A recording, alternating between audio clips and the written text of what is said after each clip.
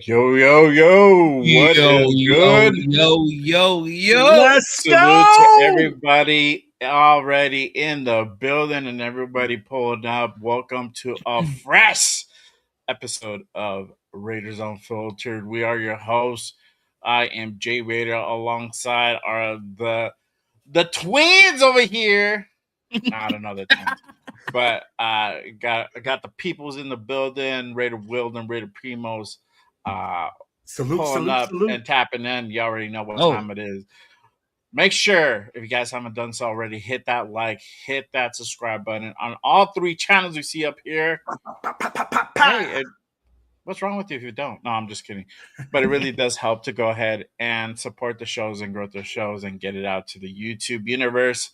We appreciate you guys tapping in with us, rocking with us on this Monday night. All right, y'all. We got we got a pretty action packed show for y'all. We got quite a bit to go ahead and kind of unpack today. A lot of things happening over the week and the weekend, and then today. So lot of shit going down, and then we have our next game coming up in the matter of days, and our boys are already on the plane, or I don't know. I think they're taking the bus. I don't they, even know. I think they landed already. Yeah, I think they Okay, landed already in they should Houston. be on the plane. Don't be taking no bus. They Dog. probably They in the better get hotel there room already. I was about to by say a fucking bus. next Tuesday and shit at this Yeah. point. This man But said not a take the bus. jet, dog. It's I'm been like, a what little. we Take in the the jet. '60s? No, and the crazy. This is how What are you, bad John my Raider Madden? fandom is. I was tracking the team plane, bro. Like, what are you, John Madden? Well, see here. We go here and then go there. I don't know. I can't do it. I'm not the Shit. voice. But we're gonna go ahead and get into it, y'all. Again, I appreciate you guys tapping in and rock with us on this Monday night. All right, let's go ahead and kick this thing off. Let's go over the Raider news and notes, y'all. So again, a lot to go ahead and cover today. I'm gonna go ahead and start off. Oops, hold on. Where's my trying to pull up my notes here? All right. What's on my? Oh, it's because I'm on the wrong one. Damn. All right. So we had a couple things going down. Again over the weekend. We're gonna go ahead and cover that first. We're gonna go over the few signings that we had. Uh, okay. Oh, it decided to lock me out right now. All right. Hold on 1 second, y'all. There we go. All right, so we Raiders had a couple signings over the weekend. Raiders went out and got themselves a defensive tackle, y'all. They got themselves a Foley Fatsasu. Maybe I'm saying that wrong. I'm pretty sure. I'm terrible with names, so don't judge me. All right, but let me go ahead and pull that up, and then shout out to our guy Raiders Resistance. If you don't follow Raiders Resistance, you're fired. I'm just kidding. No, but still come in for the stream. All right, Raiders go ahead and officially sign former Jets defensive tackle Foley Fatsukasi. And this guy, he's what about 6'5", 315, 315, baby. That 315, big 320, sugar around that daddy. range. Around that range. A Mm. big dude. So this is, I don't know if necessarily you would call this person a starter, but definitely some depth in that position. Something we really didn't address a whole lot earlier in this off season. So I think this is a good added signage to our roster. Um, and then let me go ahead and pull up the other one real quick, and then Rays go out and get themselves a wide receiver. They go out and get themselves a former Commanders wide receiver Noah Brown, a vet to go ahead and add again, from my opinion, add some more depth to this room. I don't know. Maybe y'all can disagree or agree with me. I don't know.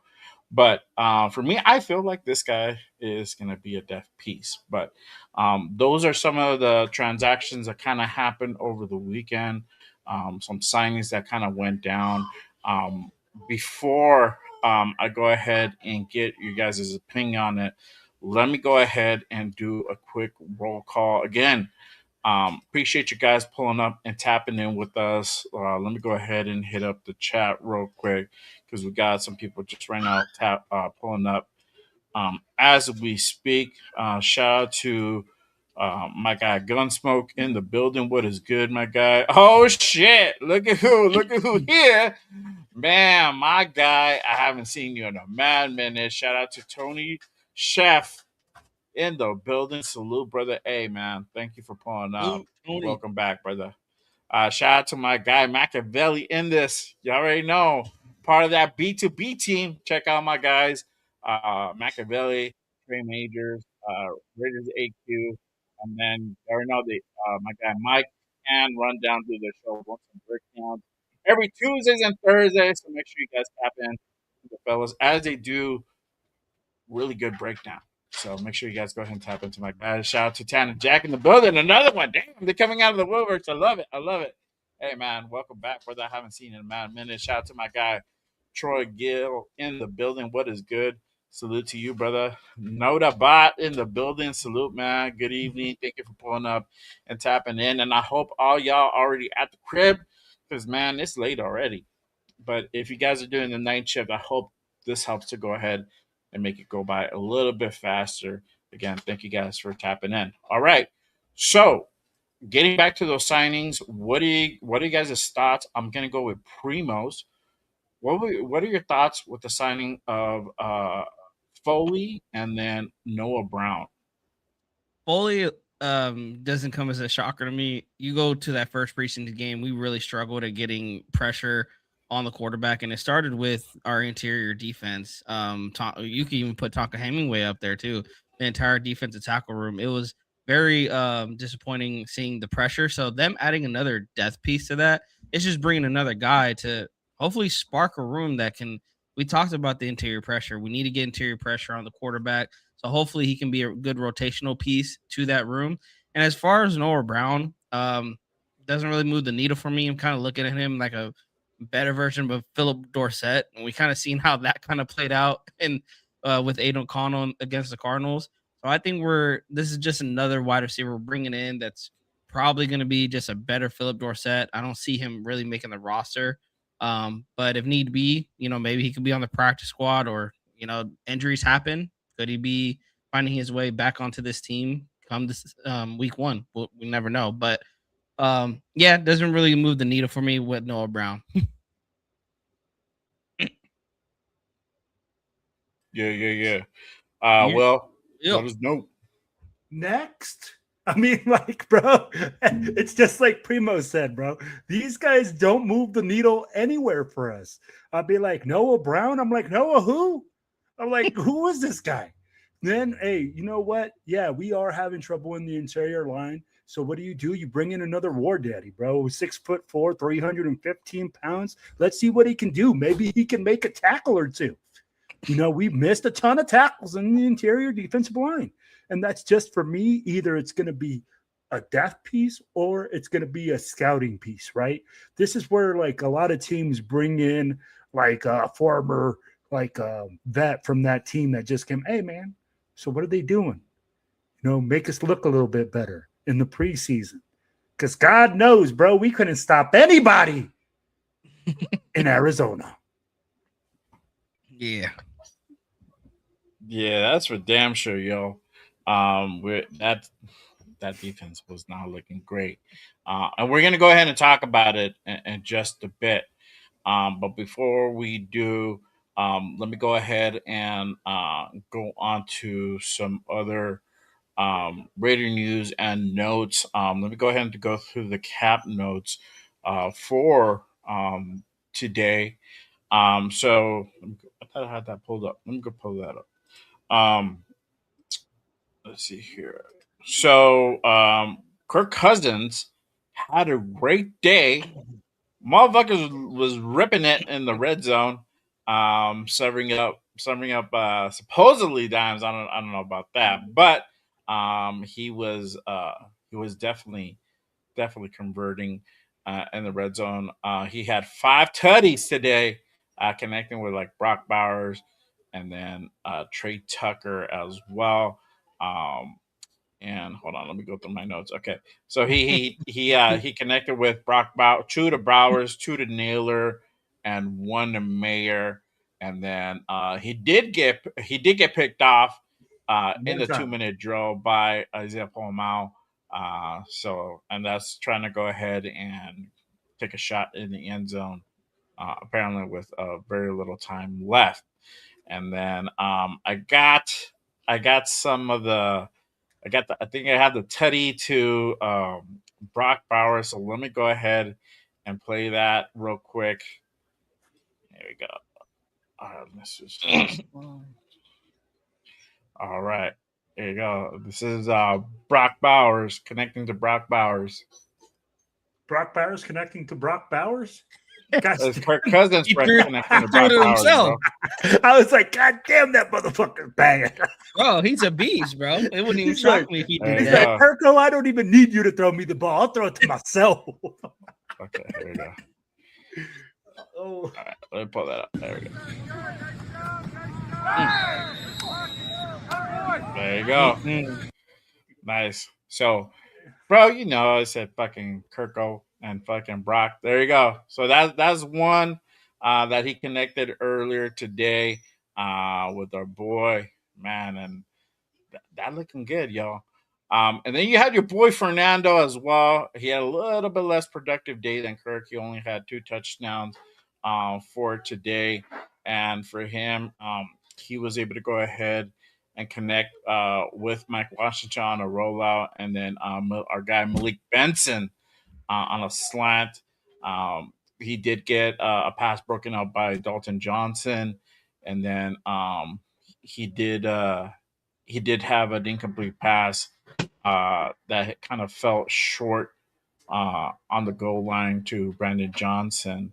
But he did have a good clean 2 minute drill, and then he set up Matt Gay for a field goal. So that's a little bit on Fernando. On the other news as well, Ikazaya Maestas ran with the twos today, and Jermon McCoy ran with the threes today. So I don't know what that kind of necessarily stems from. If it's that they want to go ahead and just put masses to go ahead and maybe run with guys a little bit lesser caliber, maybe fix some of the stuff that we saw on Thursday. Same thing for Jamad. Since he ran with the threes, he did not look good out there. He did not look good. So I don't know if that. I feel that it's a little bit more because of that, because he didn't have a good outing on Thursday. So that might make more sense. But and then Porter ran with the ones all practice opposite of Stokes, so he was getting burned at with the ones. So and Porter did decent. He did get beat in one play, but that was a tough play that he did go ahead and get beat on Thursday on the back of the end zone. So um, I don't know if that's solely on him. You can also put that on Paul Mal that kind of missed on the coverage a little bit.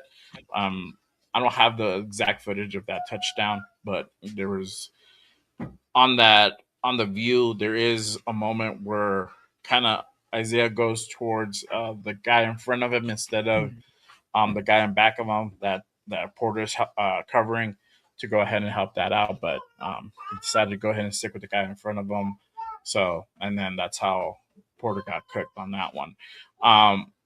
But let's go ahead and kind of get to the main thing here, and this just happened today. JPJ goes down during practice and he does not return. So with JPJ, he was alternating, he was rotating with Caleb Rogers with the ones, and then at some point an injury happened and he went down. He was able to go ahead and get up on his own power, but then he walked off the field, walked inside, and just did not return. After that, Caleb Rogers took all the reps with the ones. After that, since he did not return, But I wanted to go ahead and I wanted to go ahead and ask you guys this. Is this a cause of concern for JPJ? You know, we've What? had issues. We don't hold on. Dial it back in the barn, dog. Well, I'm about to gong you. Eh, Hurry we, up. Hit you with we the don't know. gun right away, bro. I know. He's like, yes, it is. I'm like, wait, hold on, bro. Get off my head. But I don't know if we don't know what type of injury. They didn't disclose what type of injury it was or stinger or whatever. So it could be maybe maybe not his head. Could be his head. We don't know. We don't know.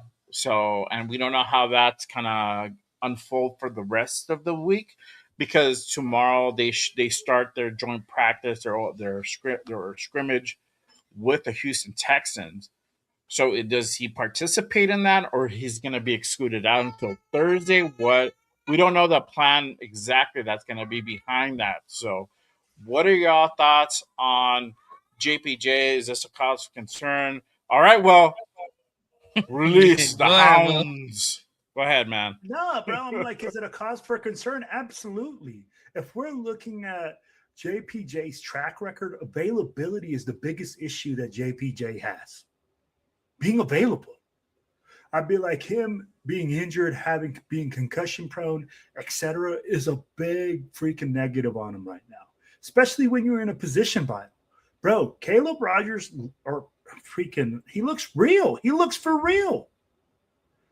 And I'll be like, hey man, they're sharing reps already. Him going into injury. And I'll be like, for me, I'm like, now what is it, right? Is it his head? Is it a concussion? Is it his hand? Is it his hips? I don't know. But at the end of the day, if you're asking if it's a true, like for me, is it a concern? Absolutely. Because you've seen that this kid does not have the ability to stay healthy all season long. So when you don't have that ability to stay healthy on the offensive line, that to me is a concern because continuity problems, etc. All those things, man. So when you look at this, yes, cause for concern. Now, am I turning the red light and saying, oh, JPJ's career is over? He's done with this team? No. We have to figure out what the injury is first. It could have been like a light hamstring pull. It could have been something that he slammed his hand. It could have been something simple as that. But at the end of the day, if it is a concussion, then I am concerned. Okay. Primos, what are your thoughts on? Yeah, What are your let me ask you guys because it wasn't just JPJ, but what are you guys' thoughts so far on the camp notes? But is there really a cause for concern for JPJ going down again? What are your thoughts on that? there's a cause for concern, just like Will said. It's just the availability. Now, for me, yes, we don't know the injury is, but my concern is same as with Dante Thornton. You're in a position battle. The worst thing that can happen to you is not being available, especially when you got guys like Caleb Rogers. And I'm guaranteed the Raiders are going to figure it out very fast that Jordan Meredith needs to be at the right guard position and not at the center position. So you already got you just made 805 tonight, bro.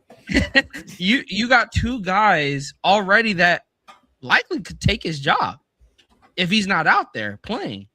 So again, we don't know what the injury is, but it is if you are in the JPJ camp right now, you are concerned about him going down. Now, hopefully, he can get right. We don't know if he traveled with the team today, so hopefully he can get right. Hopefully, maybe he might miss the joint practice tomorrow, but hopefully he can get ready for game time on Thursday because that's one thing you want to put on tape is some good game film, and he had a good outing Thursday, so I wouldn't be shocked if he has another one come this Thursday. But again, if he's out for that game, big cause for concern for JPJ. Oh yeah, for sure. For me, there definitely should be some concern. What type of injury is there? What was it? Was it a stinger? How severe is it? All that, all those questions are very valid. Hopefully, we get to find out. Hopefully, it's nothing. It's nothing major, and we can go ahead and just chalk it up to like a stinger type of thing. But if it's something more more progressive, more severe, then how's that going to impact for the rest of the preseason? How long would he be out? All that stuff, accumulates and takes effect. Because that's less time that he can go ahead and get prepared for the regular season, right? So, um, this is something where he's battled concussion injuries throughout his career since the collegiate level, and then I've been a big proponent.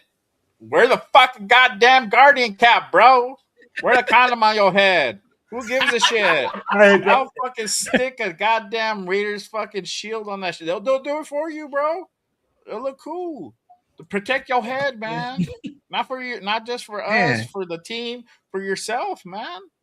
Yeah. It's gnarly, man. Dudes they change, taking too many concussions to the head. So, um, you know, it, the thing with the whole being injured thing is obviously you're only good at your best ability is your availability, right? So Yep. that's what Yes. the proponent what people say, right?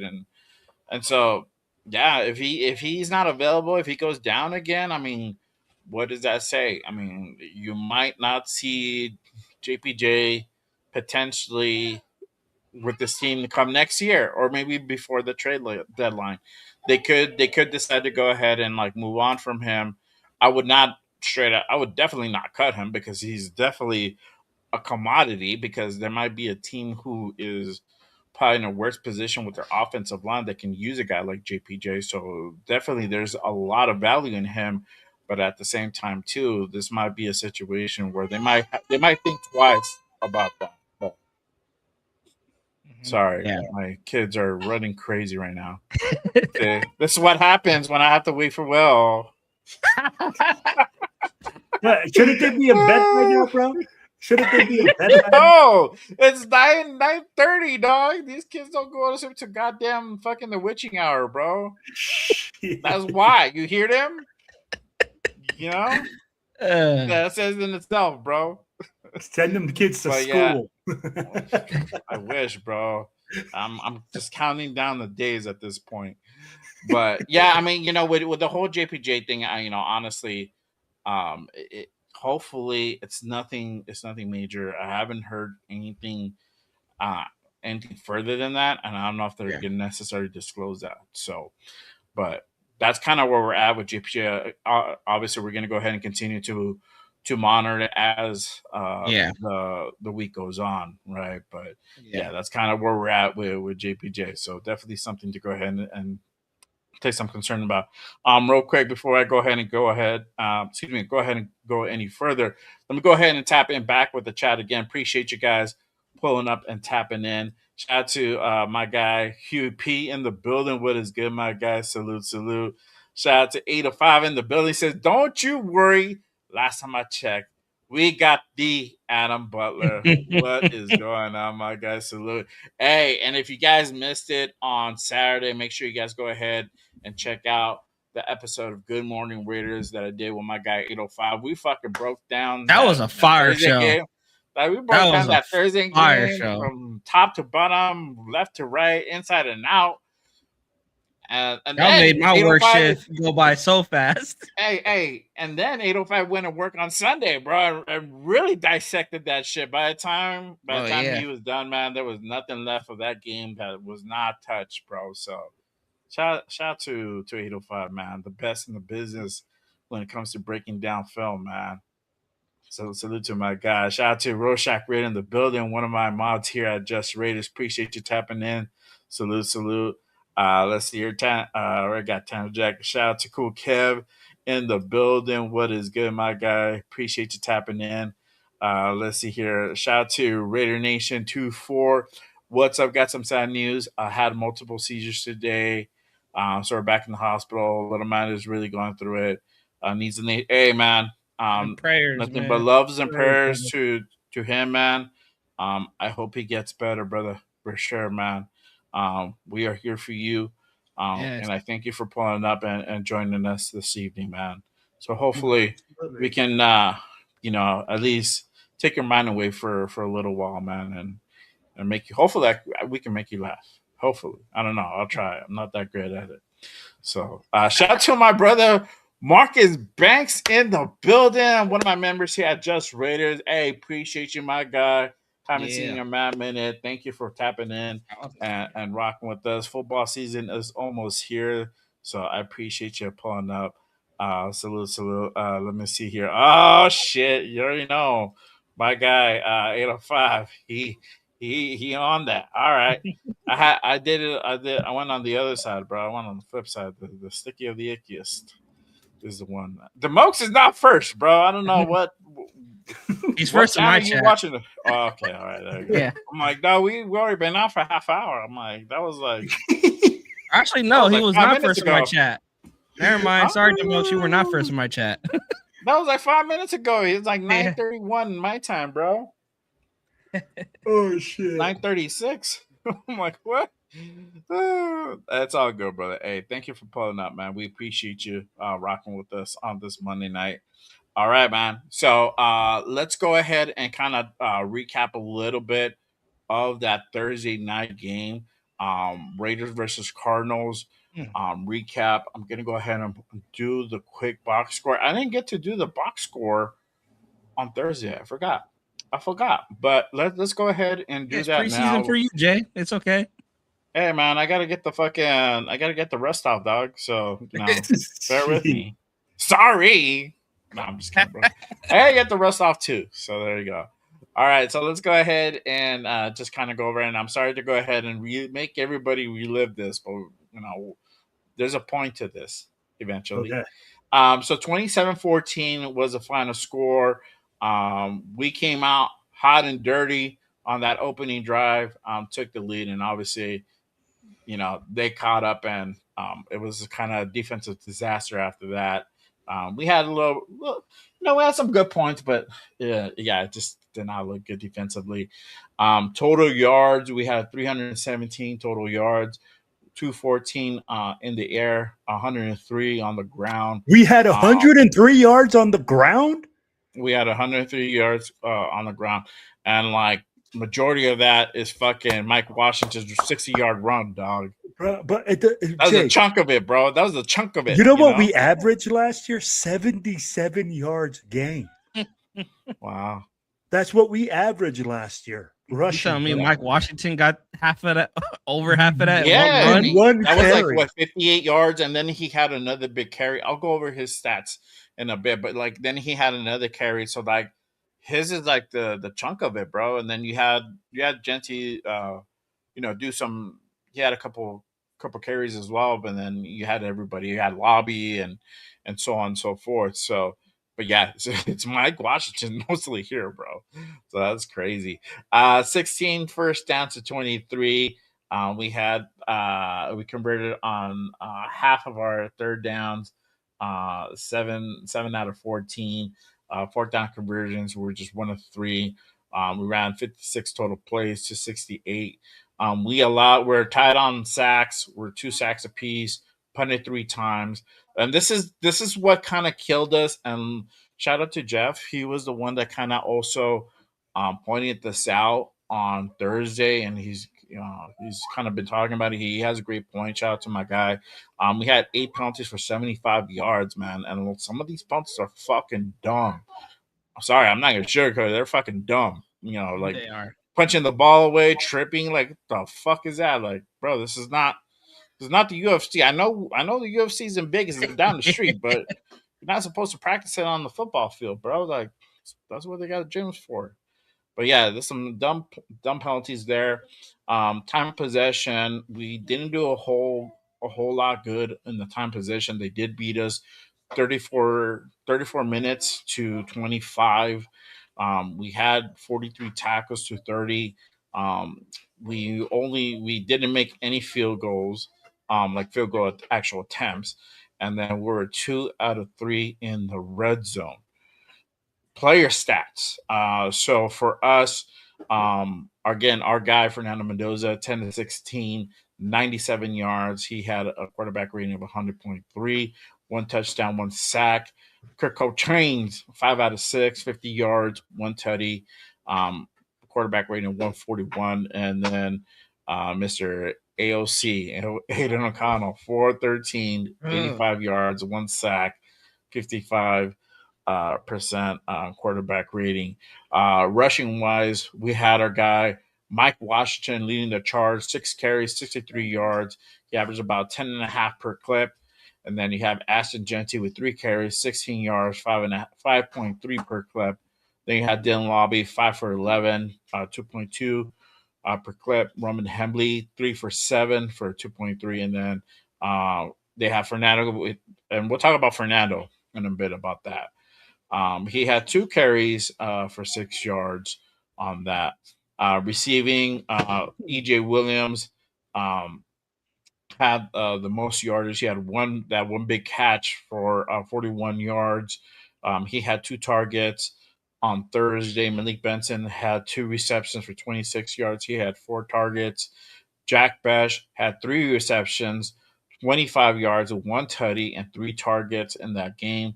Trey Tucker had 2 receptions for 21 yards, two targets, and then you had Cedric Jackson with 1 reception, 19 yards, and 2 targets. Same thing for Big Mike Mayer, 2 receptions, 19 yards, and then 2 targets for one of them being a tutty. Then you got Brandon Johnson, 1 target, 14 yards, 1 target. I'm sorry, 1 reception, 14 yards, and 1 target. And then Dylan Lobby, 1 reception, 14 yards with 1 target. Philip Dorsett, for whatever reason, he had a lot of burn.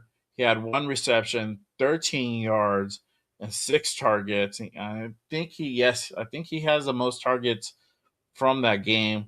Then you have Chase Roberts, 1 reception for 12 yards, 2 targets.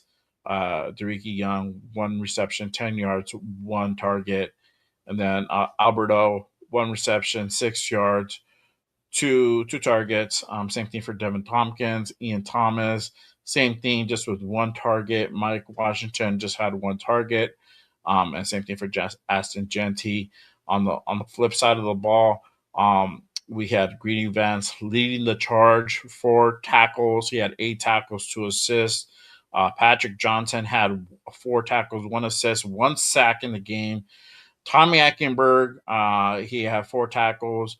Zeke Mastis, 3 tackles for 2 assists. And then you had Teron Johnson, 2 tackles. Same thing for Jeremy Chin, 2 tackles, 1 assist. Same for Quay Walker, Brendan Jackson. Cody Lindenberg, two tackles, 2 assists on that. Our guy, Cian Sloan, Kian. I've been saying his name wrong the whole time. Kian Sloan, 2 tackles, 1 assist, 1 big sack. So, hey, man, that is the guy you need to go ahead and keep an eye out for. Kian Sloan, he's doing big things. And I feel he's going to be a guy who could definitely make the 53 for sure. We'll talk about that in a bit. Segun I can't pronounce his last name. Not going to try. 2 tackles, 1 assist. 2 tackles for Devin Perkins. Buddy Johnson, 1 for 1. Caleb Olford, 1 tackle. Stukes had 1 tackle, 2 assists. And then Nakobe Dean was 1 for 1. And then Eric Stokes had 1 tackle. Same for Dalton Johnson, 1 tackle, 2 assists. Jermon McCoy and JJ Pegues had 1 tackle apiece. All right. So there you have it. Let me ask you guys this. What were your thoughts on the first half? We saw that opening drive by Kirk connecting to Brock. And then after that, defensively, like I said, we didn't look a whole good out there. What are you guys' thoughts on that entire first half? And I'll go with Primos. First half, I mean, Kirk Cousins opening drive. I mean, it looked like him and Clint Kubiak. They didn't even lose a step. I think Kirk talked about it, that it seemed to be fluid between him and Clint. It seems like they know exactly what they want to do. They have that relationship. And it showed on that opening drive. They went up and down the field. I didn't need to see anything else after that touchdown opening drive. And then on the flip side of that, the starting defense, our corners, our secondary, I get the play calling is vanilla, but just giving up too much space to the opposing wide receivers and really letting them have their way. And then it ended it with the Marvin Harrison Jr. touchdown. I gave Darian Porter a lot of criticism on that, but after looking back at the film, I seen what 805 was talking about. Isaiah Palomalo should have been at least in the way of the throwing lane to Marvin Harrison Jr. And he actually just let Marvin Harrison Jr. run right by him. Like he seen him run right by him, and he did nothing but stay close to the flat. So I think the secondary definitely needs some work. Hopefully, now that they got some actual game time film, they'll clean that up. And then going into Fernando Mendoza's performance, he played like a rookie. I expected growing pains, but he made some throws out there that I did not expect a rookie to make. Talking about there's 2 throws to Benson. I think it was the 2 catches that Benson made of the night that were just perfect, like right on the money. But then there was times that you seen him playing like a rookie, holding the ball too long in the red zone, having to eat a sack when none of his reads were open. And, and on one play trying to do too much and taking a really bad hit to his back. I believe it was like in the middle of the field. And that scared me because I'm like, you don't want to mess around with those back hits. Pause if necessary. But his performance, back shots, yeah, those back shots would be freaking terrible. No, in all seriousness, hey, he had a clean game. He had a clean game, and I don't know what else to call that hit, but it was a really bad hit for him to take. But the defense just continued to struggle though in that first half. It didn't matter if it was the first string, the second string. Gardner Minshew and Jacoby Brissett just had their way with our defense.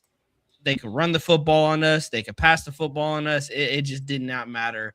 That defense is really, really suspect in my eyes. I know it's the first preseason game, overreacting. I get it was vanilla, but got to do better. Got to tighten up on defense. Gotcha. Well, what are your thoughts on the first half? Bro, on the first half, our offense is exactly what we expected, right? We go out there, it was efficient. It's moving up and down the field. Defensively, we struggled.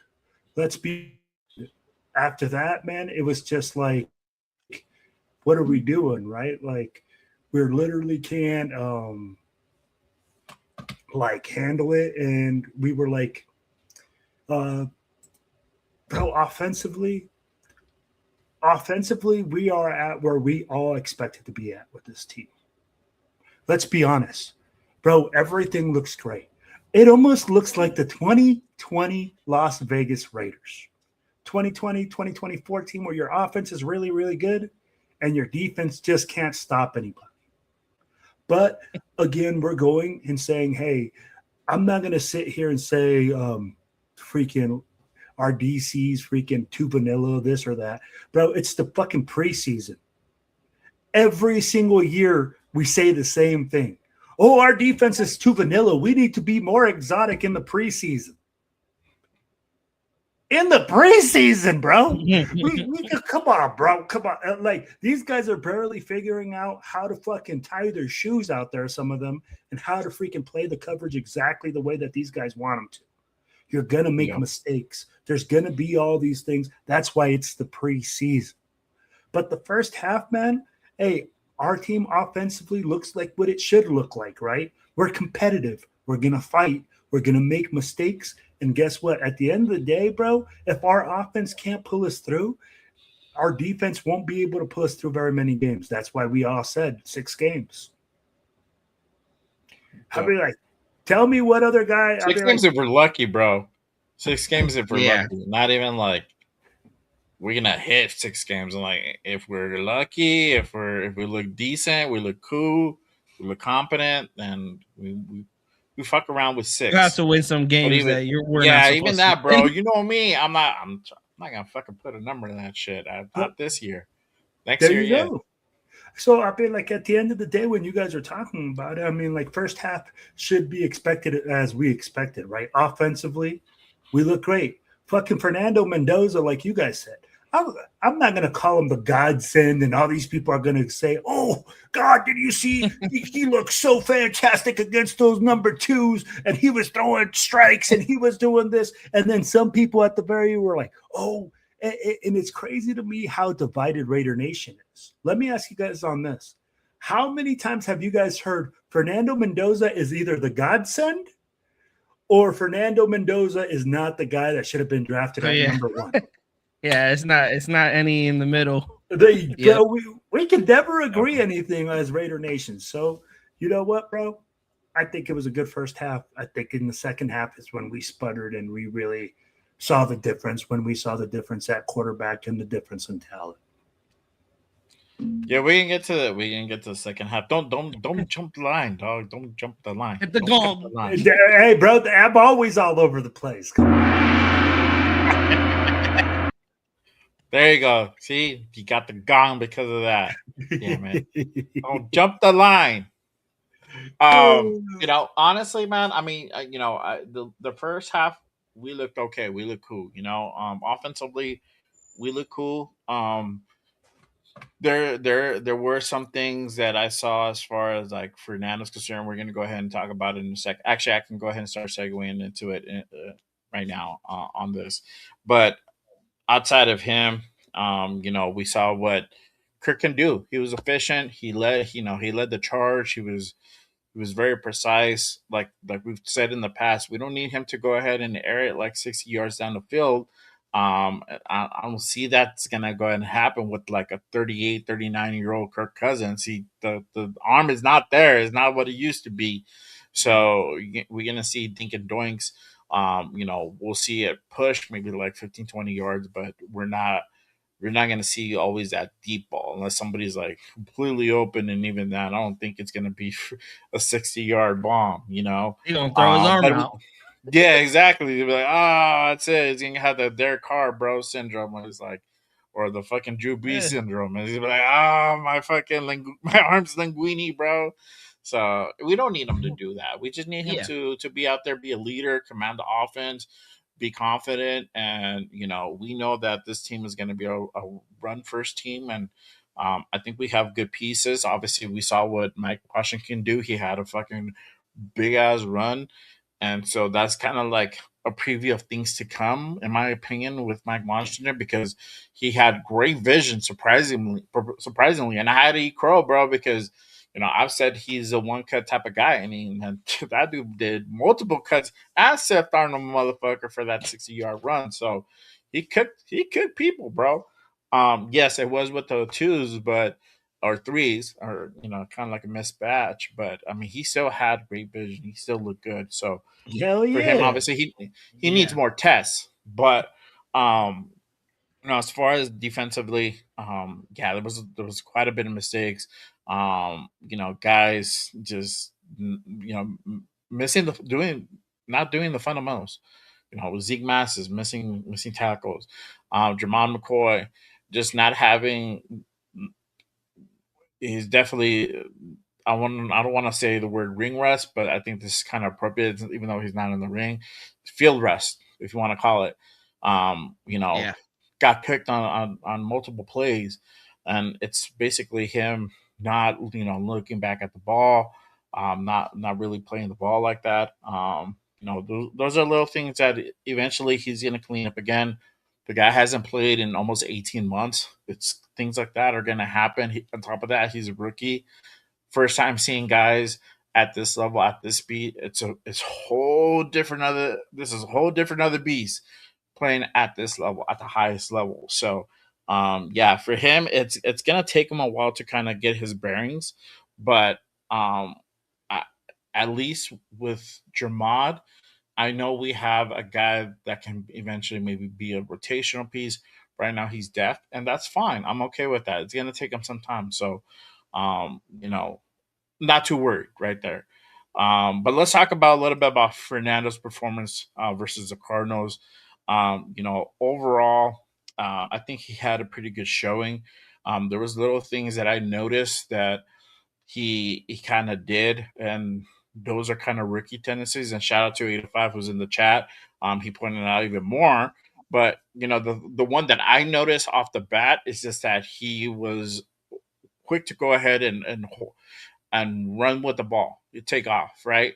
But the thing that really got me and was really like making me fucking sweat was the fact that he went head first into these tackles. Oh He did yeah. not slide. He did not use that slide method. And I understand maybe he wants to go ahead and show out his toughness and whatnot to the naysayers or whatever his mindset was to do that. I definitely I hope, and if he ever sees a clip on his YouTube stream that bleeps up and this gets clipped, bro, use the fucking slide method. We do not need you to get concussed or hurt or anything broken.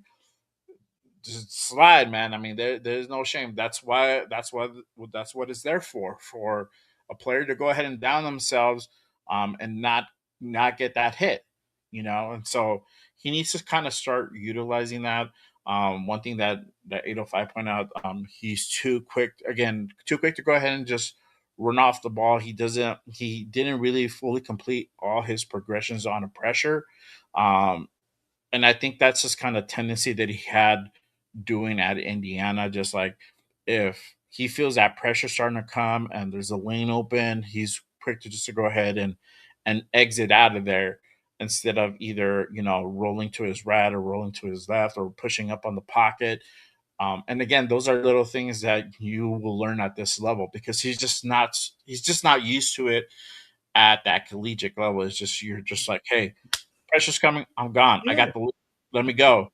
I'll run, 15, 20 yards Mhm.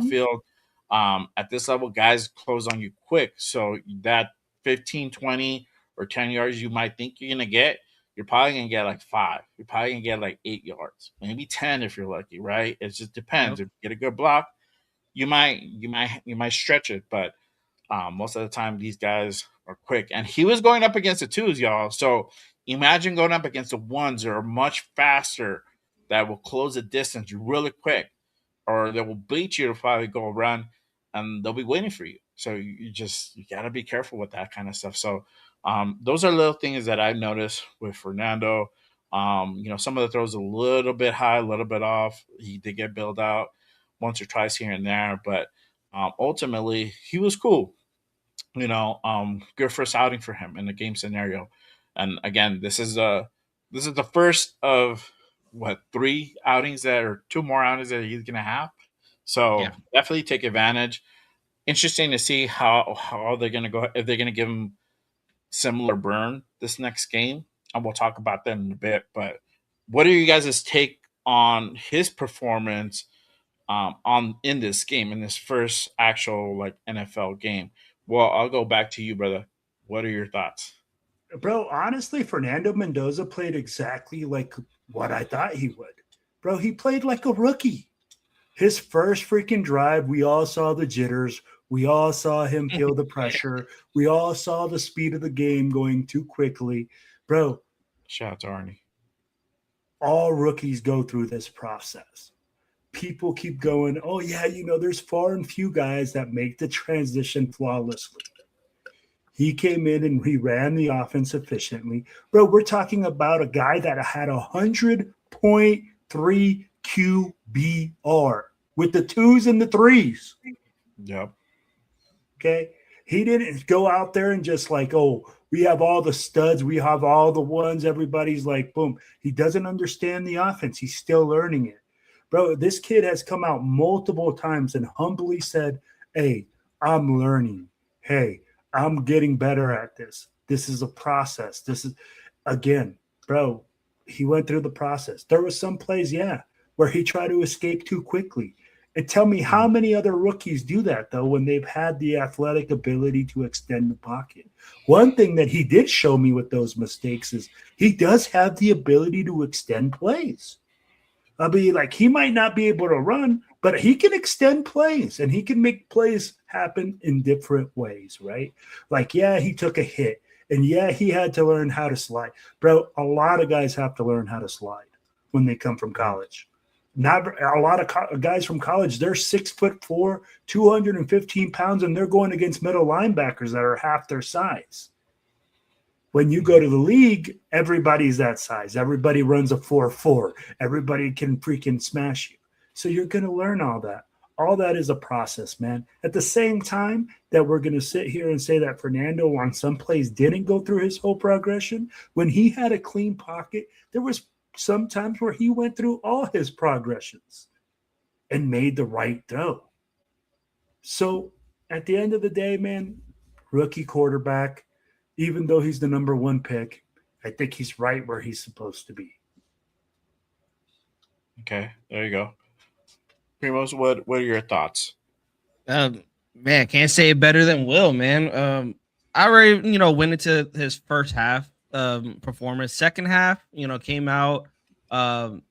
It seemed like a different Fernando for me. Like it seemed like the throws he was making, like they were off target, and like you said, Jay, kind of being bailed out on those throws. And the throw that I'm really talking about is the one in the back of the end zone.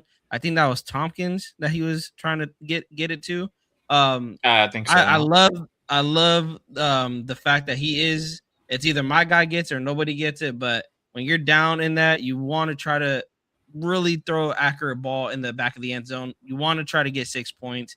But I do like the key stat is no turnovers. I will point that out. Ooh. He had no turnovers in that game, and he played deep into, like, I thought he was only going to get the second quarter, but they even put him out there in the third quarter. Having that much burn and being a rookie, and I expected maybe he was going to get killed or basically get baited into throwing a pick at some point, especially because he loves those back shoulders. He loves those comeback routes. I was thinking to myself, he's going to throw a pick at some point, and I'm expecting it because he's a rookie, and he didn't.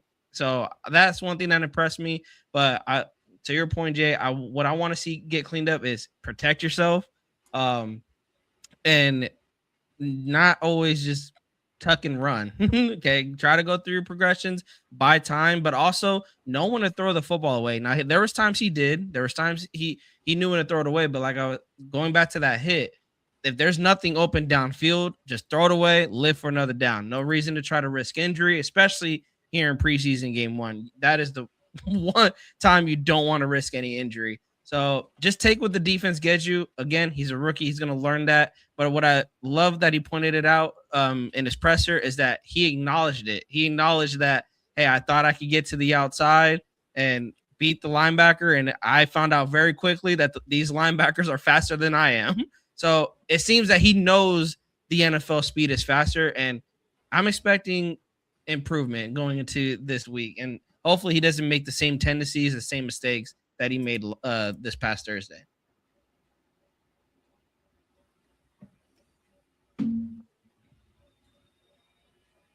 Can't hear you, bro. Sorry, I had to mute. No, I had to mute myself. I forgot to take myself mute.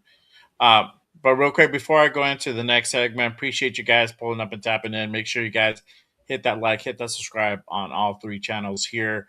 My guy Raider Primos at Raider Primos, and then Silver Black Raider Podcast for Will, and then obviously myself. It's just Raiders, baby.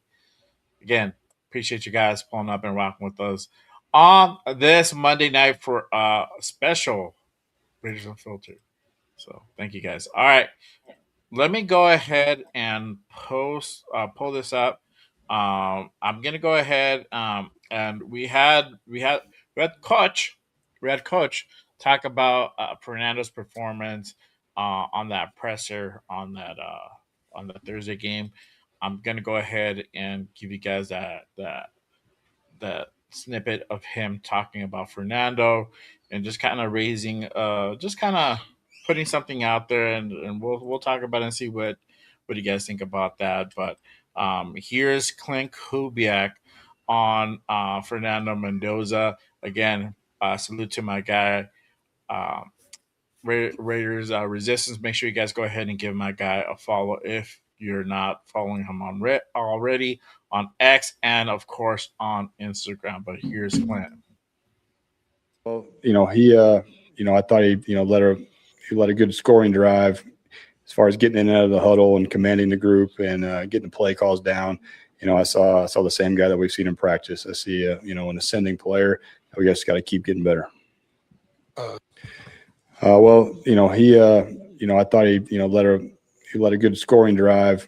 The decision to name the starting quarterback for the regular season will be team-based. So my question is, how soon you feel like the team is ready to name a starting quarterback, or is this still early in the process for you? Yeah, well, Kirk's been getting the reps with the ones. I think he's had a solid training camp, and it's his job to lose. That's good.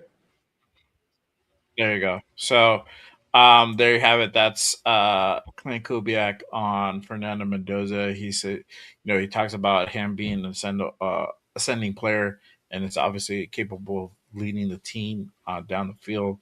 And he's as far as right now, he's doing, in his eyes, he's doing pretty good. And obviously, it's Kirk's job to go ahead and lose. But all intents and purposes, we kind of know that it's going to be Kirk Cousins week 1. What are your guys' thoughts on Kubiak's statement from that presser? Primo, I'm going to go back to you, my boy. All right.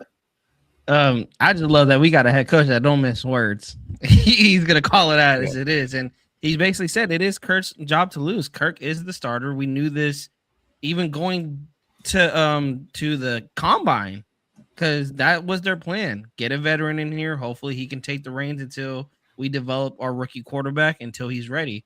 Now talking about Fernando, he's the one calling the shots, calling the plays. And he said that he is an ascending player, getting the right calls, getting in and out of the huddle, leading them to that scoring drive. That scoring drive was impressive because let's not forget that offensive line shot us in the foot twice. I think there was 2 holding calls that pushed us back after having a good gain, and we still were able to score a touchdown. So that just shows the adversity that Fernando's going to overcome that. So he did show quality starter quarterback traits on that drive. But it is Kirk's job to lose, unless Kirk goes out here and has a bad training camp, or it seemed that lit a fire in Kirk's ass. Like he had, as you said earlier, he had 5 touchdowns today. So it is Kirk's job to lose. I think Fernando's still going to be quarterback 2 going into the season, but I would not be shocked if we do see Fernando at some point in this start during this season, whether that's what Will said, week 14, week 15, or God forbid earlier than that, because I think that would mean Kirk gets injured, but I wouldn't be shocked if we see Fernando this season. Yeah. Well, what are your thoughts on Clint's statements? Look, Clint been doing this for months now, bro. He ain't fucking around. He already told us who's going to be the starting QB. He said Kurt Cobain has got this thing until freaking further notice. At the end of the day, bro, I think Kubiak is hitting it on all cylinders, bro. This is a motherfucker, bro. We got a fucking coach. We got a real Geo fucking Holyfield in there, bro. He is not fucking around. It's just like Primo said. He ain't mincing no words. He said, bro, the best players are going to play. And if you're telling me, because right now, bro, I'm telling you, I got another screen playing the all 22 of the game as we're going. And I'm looking at Kirko, and Kirko looks like he's on 100% command of this offense. And, bro, again, that's with no Brock Bowers, bro. Yeah, no Brock Bowers. Hey, y'all forget they ain't no Brock, but there was no Brock Bowers on Thursday. 100%. And he was using everybody else, and he was efficient. He knows how to run the offense. Bro, the motherfucker looks surgical out there. Straight up. And when you can run it like that, hey, what are we going to do and hate and say, oh, no, Fernando, no, bro. Fernando's right where he is at. And guess what? Raider Nation should be thankful that we got a starting quarterback and a backup now. There you go.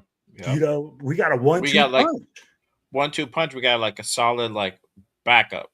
That, but we know Fernando, that's not the grand plan, but we do. That's kind of where it's at the moment. Yeah, for sure. Yeah, at the moment, exactly. I'll agree with that statement partly. Yeah, because he's a rookie. You know what? And what is it like? Let him mature. People are too worried about, hey, about one season. If you guys are looking for the future of this team, bro, Kubiak is doing that. He has an old dog teaching a young dog new tricks. There you go. Not to Yeah, say. yeah. Real quick, shout out to Brandon in the building. He says he's gonna be at joint practice in 9 hours. There you go, bro. There you go. We're gonna Can't do wait. the post game. Can't wait. We're gonna do the post game on Thursday. So let us know what you saw. Come back and pull up, and then let us know what you saw on on tomorrow's joint practice. So it'll be interesting. Shout out to Arnie.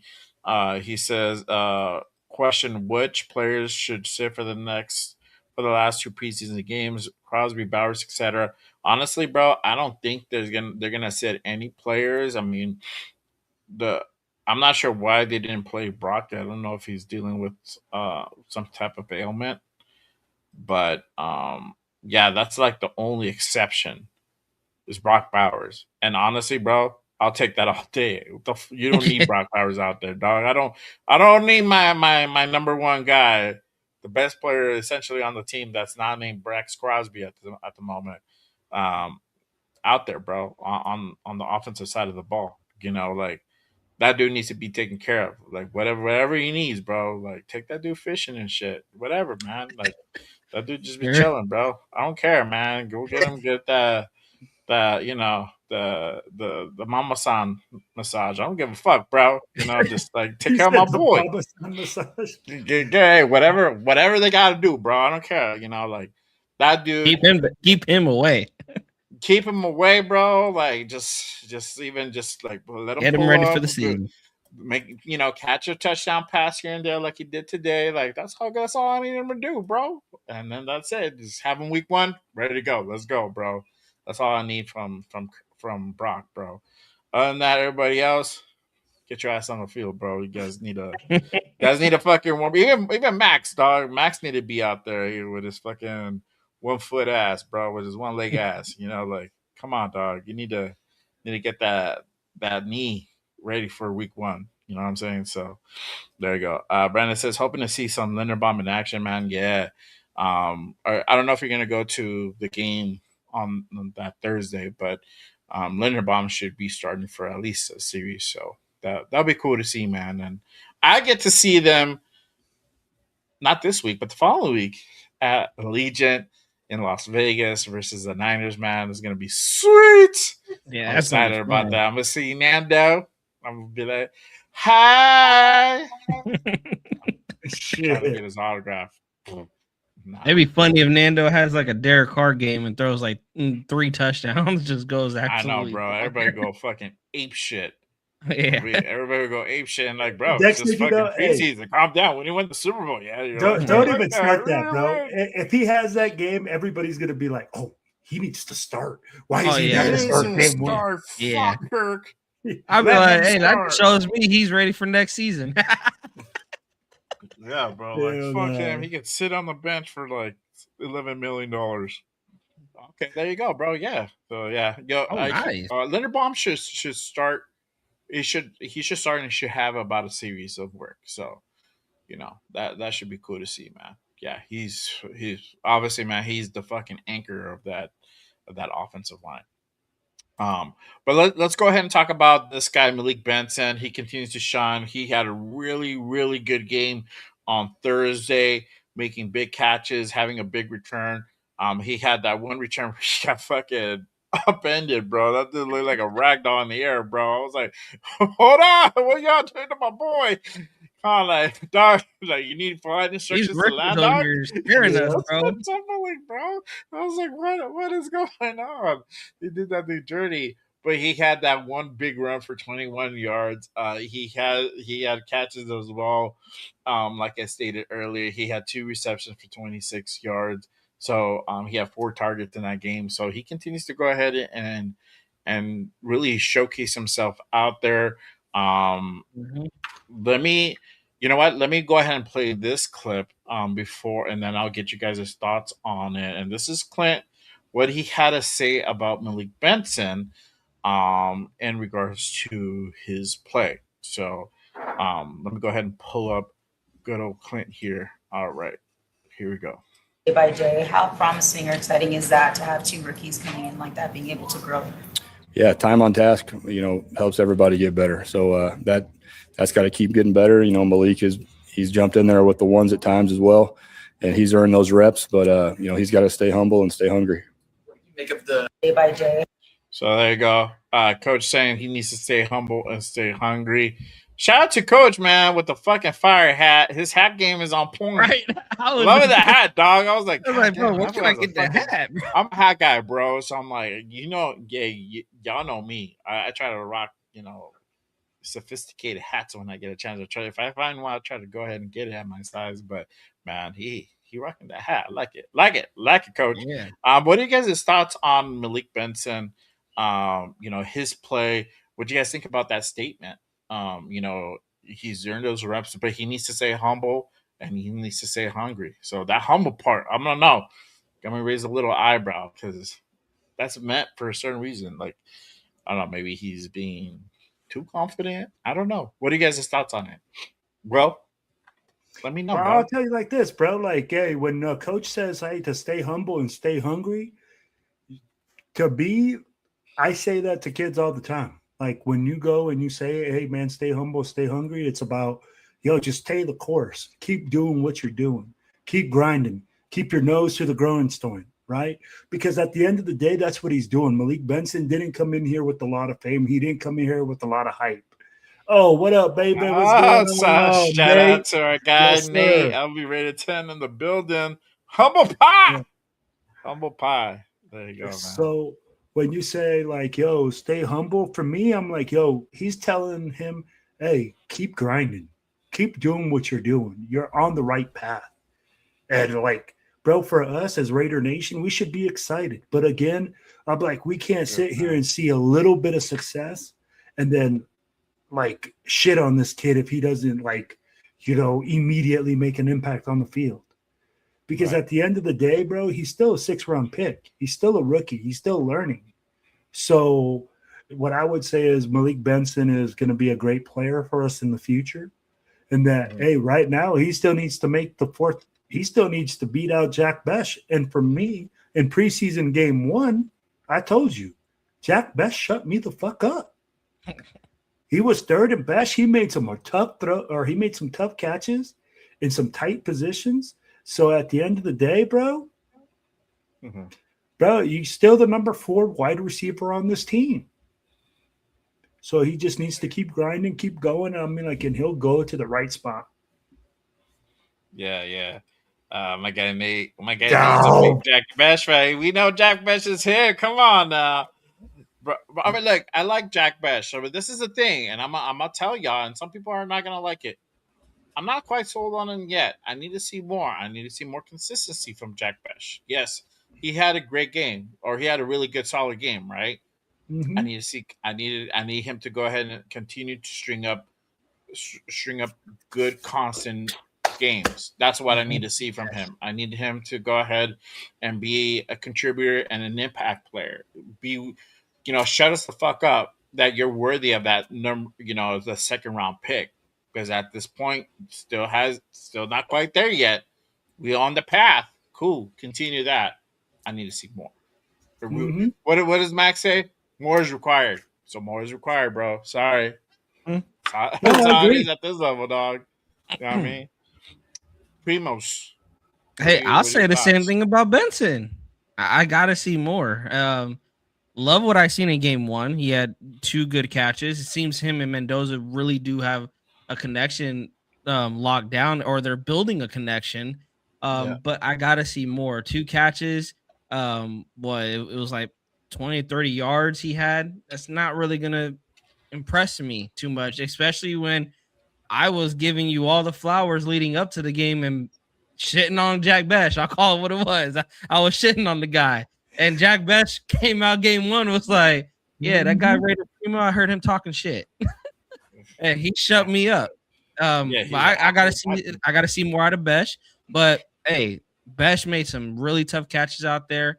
Benson, he made 2 impressive catches from but they were actually dimes from Fernando Mendoza. I want to see more though. I want to see touchdowns. I want to see more targets. Hopefully he can get more targets. Hopefully he can get the Philip Dorsett treatment, and we can probably see what he can do with those targets. But he is ascending in the right direction. I think the comments that Clint Kubiak made, I think that's just keep pushing him. Like Will said, just keep doing what you're doing, bro. Like you, the where you want to get to, you will get there, but you got to stay humbled. You got to stay hungry.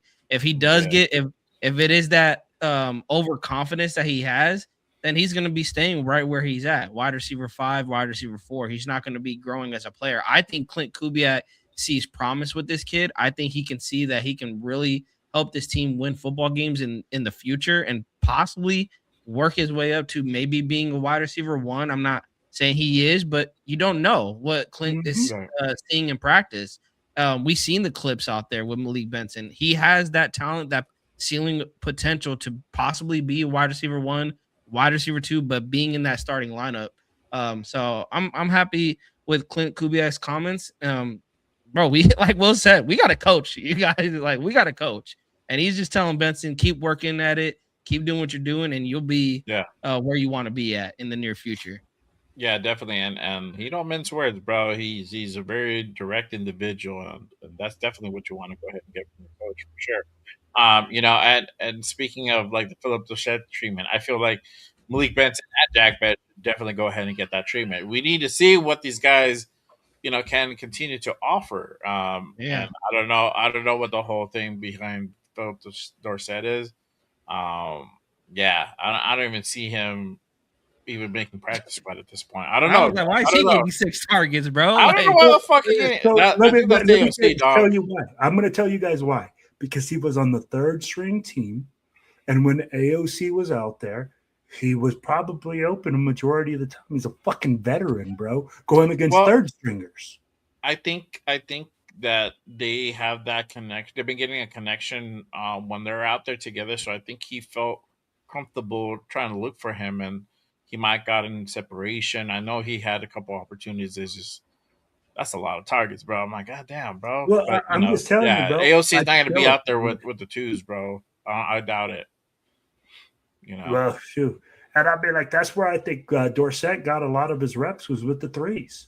Yeah. So if you see him there, I mean, like, that's probably why. I'm not saying no, because I really don't see a game plan where Kubiak goes like, oh, bro, we're going to freaking target Philip Dorsett today, baby. I mean, like, he's going to go off. Like, I just don't see it happening, Yeah. I hope not, bro, because I'm like, what are we doing? For real, at that point, I'll be like, dog, like, at that a couple point, of drinks before the game, dog? Like, what is going on today? But real quick, shout out to our guy. Come to Jesus moment. Hey, yeah, bro. No, that dude already found Jesus, bro. Shout out to our guy Predator in the building. Salute to him. Shout out to my guy gifting 10 jewels, the cold coin. Yeah. I appreciate you, my guy, and gifting 1 Just Raiders membership. To the chat. I appreciate you, my guy. Salute to you. Thank you, man. I appreciate it. Congratulations for we got that membership. I'm gonna be doing this week's Jay's Corner, the members Q&A. So make sure you guys stay tapped in. I might drop another members only video on a couple of things that I might want to go ahead and talk about. So make sure you guys go ahead and stay tuned to that. But again, shout out to my guy Pred with that membership. I appreciate you, my guy. See, there you go.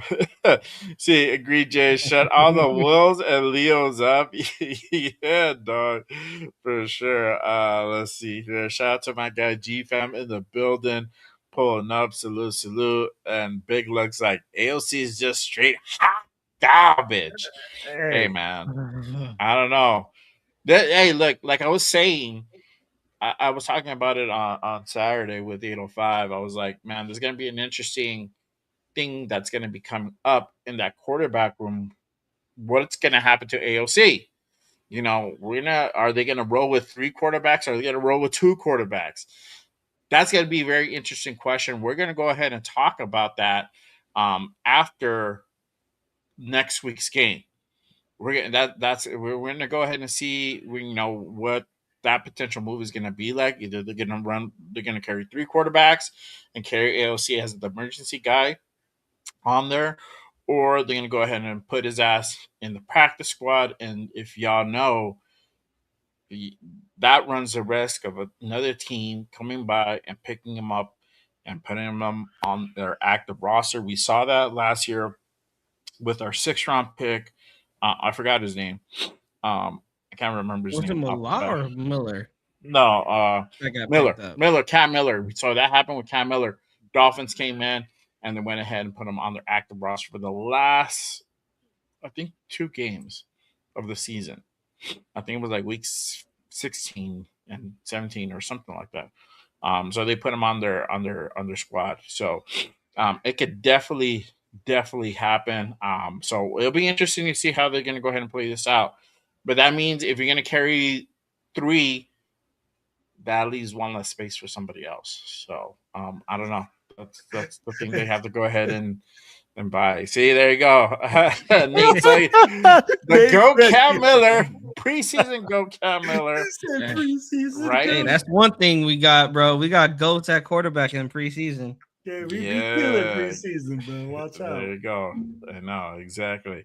But let me get your thoughts on the defense as a whole. We talked about the first half on the defense.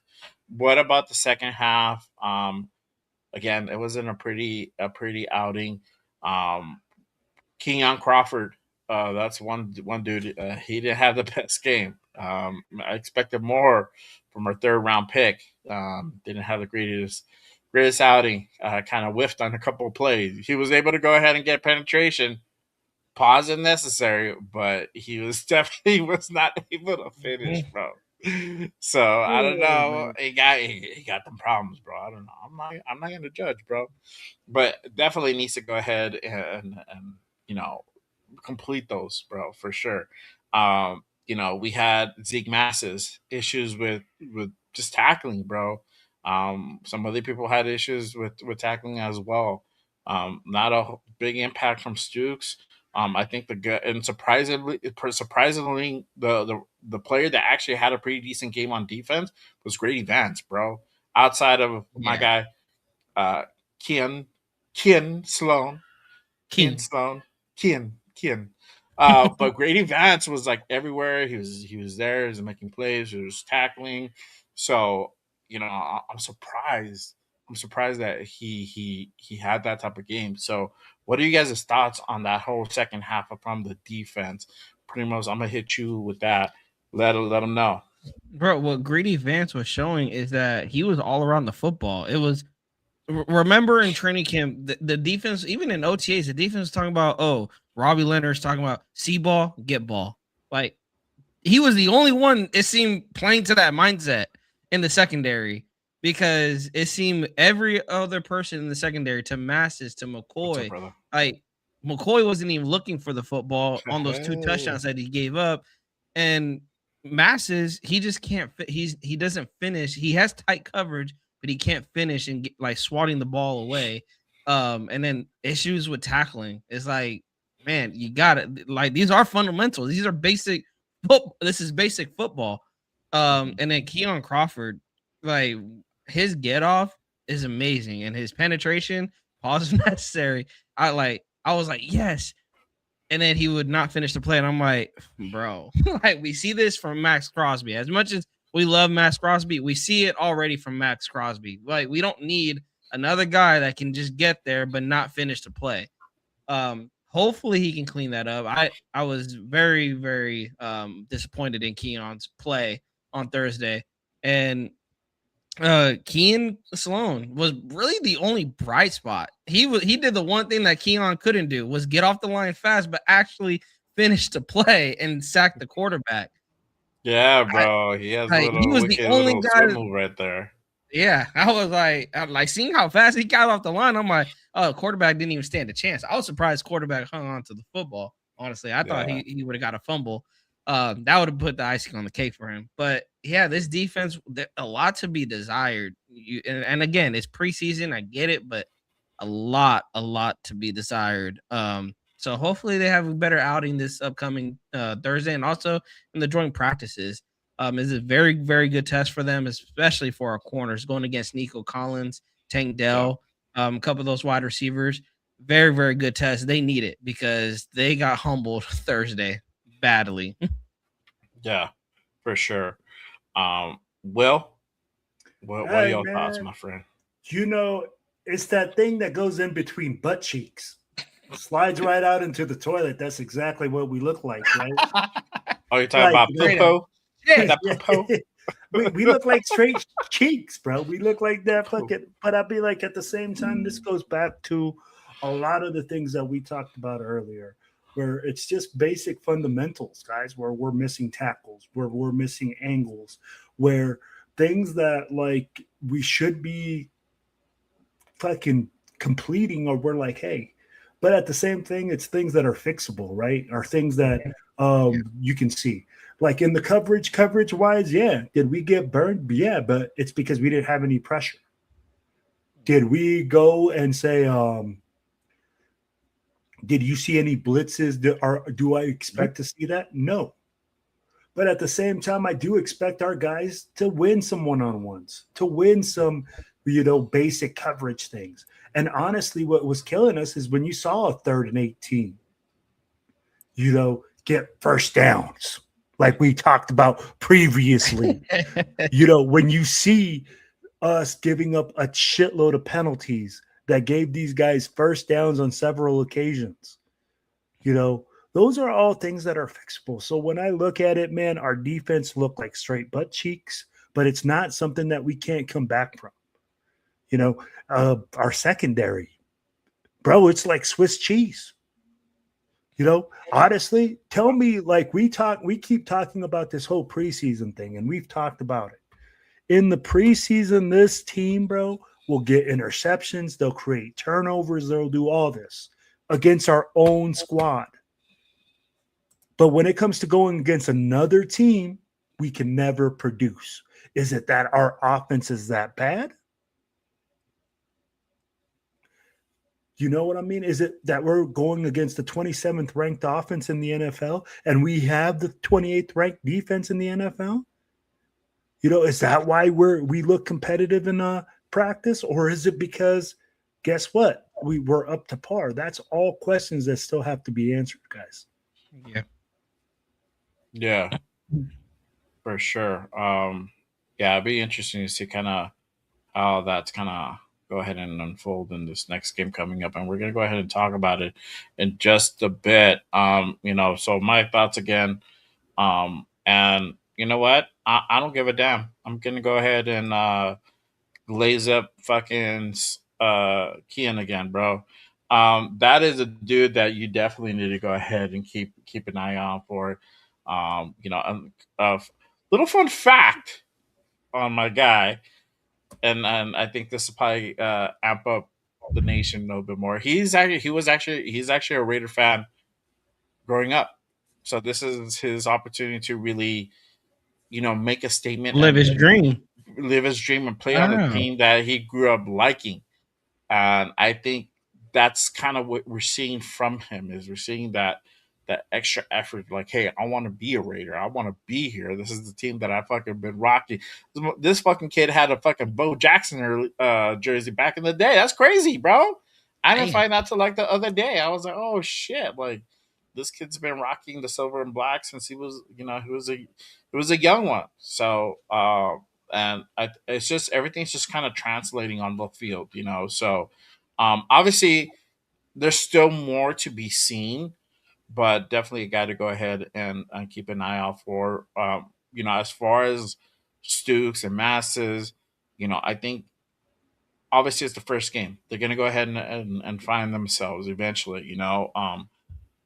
With Masses, these are basic stuff that I hope he gets to go ahead and clean up this week and tomorrow. So hopefully we see a better improvement come Thursday, because if it's continuing the same thing, then he's looking like his actual draft projection or draft pick, because that's kind of what you expect from like a guy who was drafted in the fifth, Like fifth? sixth round, right? Yeah. Yeah. So hopefully there's still a lot of potential with him, but hopefully he cleans that up. Stooks still has a long way to go. He's definitely needs to go ahead and prove out there that we made the right pick. So I don't know if the whole plan with him it's just bring him up slowly, but you know having Paul Mao out there at free safety, that's not a strong suit. We saw that last year. They're still playing him again. So I don't know what necessarily is going to happen there. Um, but this might be a short lived thing for Paul Ma. If Stooks can go ahead and get it together, we might see a changing of the guard at free safety. So Yeah, I we don't know. should. We should. An eye. We should. That's what we went Yeah, out and that's got the him thing. at We fucking should. 38.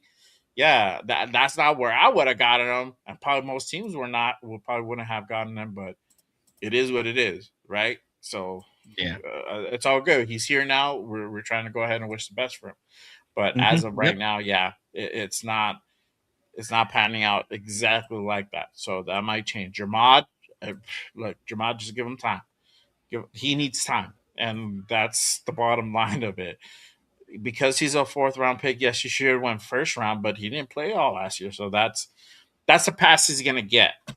But that pass has an expiration date. So that expiration date is going to be really, really soon. So hopefully he can kind of get it together, figure it out. Again, they had him with the threes today, so maybe he can go back to the drawing board, get a better feel for it. He'll have exposure tomorrow and that joint practice, and hopefully he can go ahead and get some more experience and go ahead and clean up some of the things as well. So hopefully Thursday we see a better Jamad when he's out there. So that's kind of what I'm hoping from them. And Vance, if he can continue that solid play, man, that's all the better. As far as the interior, man, we'll see how Foley plays out. Obviously, today was like day one, so they had him out there. I don't know how much burn he got necessarily. I didn't have that much notes, but he was out there. I did see that. Same thing for Brown. He was out there. So these guys are just barely getting some exposure. But we'll see how they actually pan out because this is literally the first week, and tomorrow they get to go ahead and play against the Texans in that joint practice. So not a whole lot of like in between. But let me go ahead and continue on. Let's go ahead and get into it, y'all. Let's go ahead and preview Thursday's game versus the Texans in Houston at NRG Stadium. Again, tomorrow they have the joint practice together. So they're going to go ahead and get a feel for one another. But let's go ahead and kind of go over the unofficial depth chart real quick.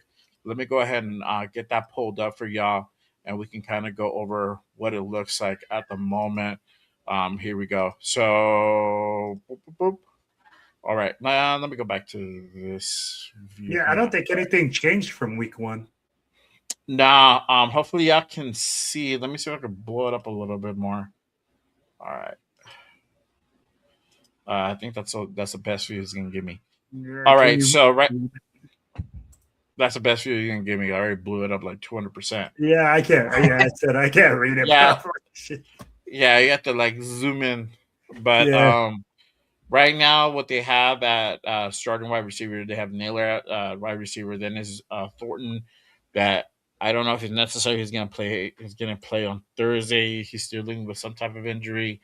Then you got Cedric Jackson behind him, and then Chase Roberts at left tackle. You got our guy Colton, then Charles Grant, Isaiah Jetta, and then Kamara Missouri behind them to round out that position. Left guard, you still have Buford there. Then it's Caleb. Then it's Brendan Daniels. Center, our guy Tyler Lindenbaum. Then you got Meredith, and you got Putnam at the moment. At right guard, you still have JPJ. Now that doesn't mean that cannot change. Again, we'll find out how severe that injury was tomorrow, and then probably the rest of the week. So we'll know by like Thursday what's going to actually happen there. Then you have Moffey. Then you have Nicholas Henning on that right to end that right guard side. And then you have right tackle. You have DJ Glaze, and then you have Zune You have Dalton Wagner on right tackle. Brock Bowers right now slated as a starting tight end. Then you got Big Mike Mary. Ian Thomas. Ian Thomas had a pretty good game on Thursday too. He had a big block that helped out with that big 60-yard run from Mike Washington.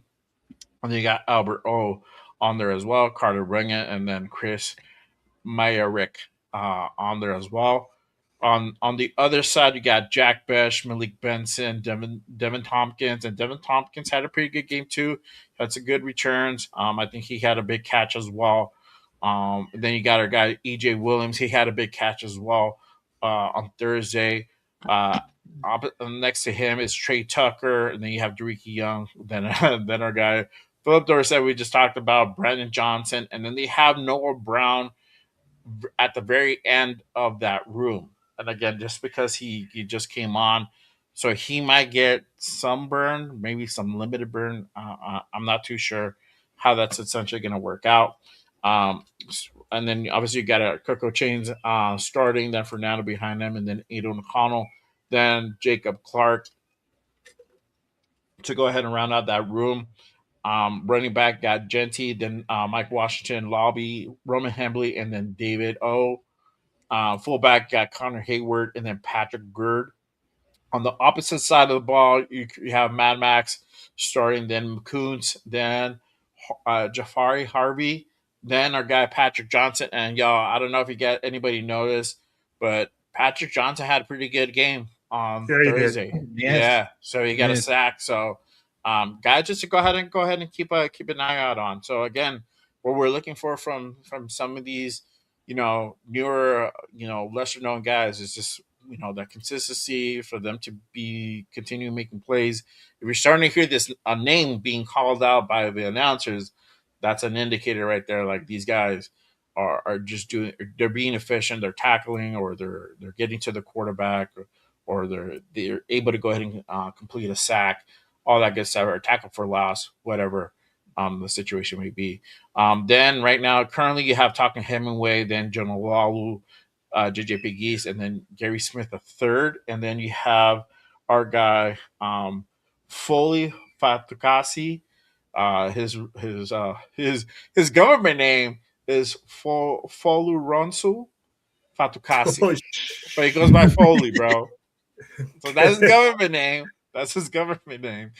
Then you have 805's guy, Adam Butler, the Adam Butler.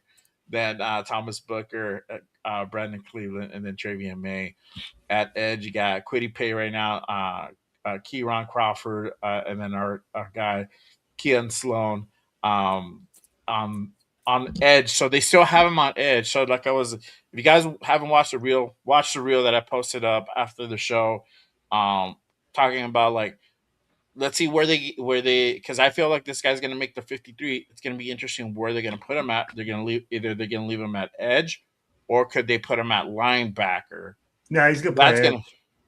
They're gonna play it, but because he played linebacker throughout college, so that's why I'm throwing that out there. So they might like him at edge. I don't know if they're gonna leave him at edge necessarily. I don't want to say they are. You could say they are. I'm not. Okay, so Jay, I'm gonna tell you like this. Okay, if you watch the film, right, watching him, he's a high motor guy, bro. That he excels at just going after. So why take him away from what he does best? And we need pass rushers. We talked about it. We need guys that can collapse the pocket, and he can be one of those. You could still have him. You could still have him do that as an outside linebacker. If they want to go ahead and put him there to do that same thing. It just honestly, bro, it just depends how Robbie's gonna scheme this up. So to be honest.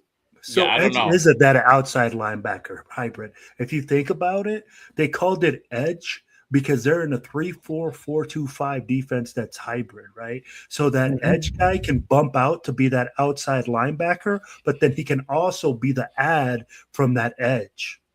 Just food for thought. Okay, Professor fucking Will.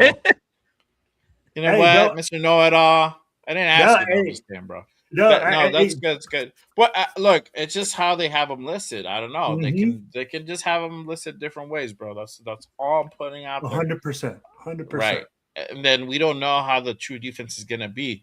Again, we've just been seeing a plain vanilla version up to this point, so that can change. Come week one, right? So you have that right now at linebacker. You have our guy N'Kobe Dean, Tommy Eichenberg, Sigan O, and then Buddy Johnson.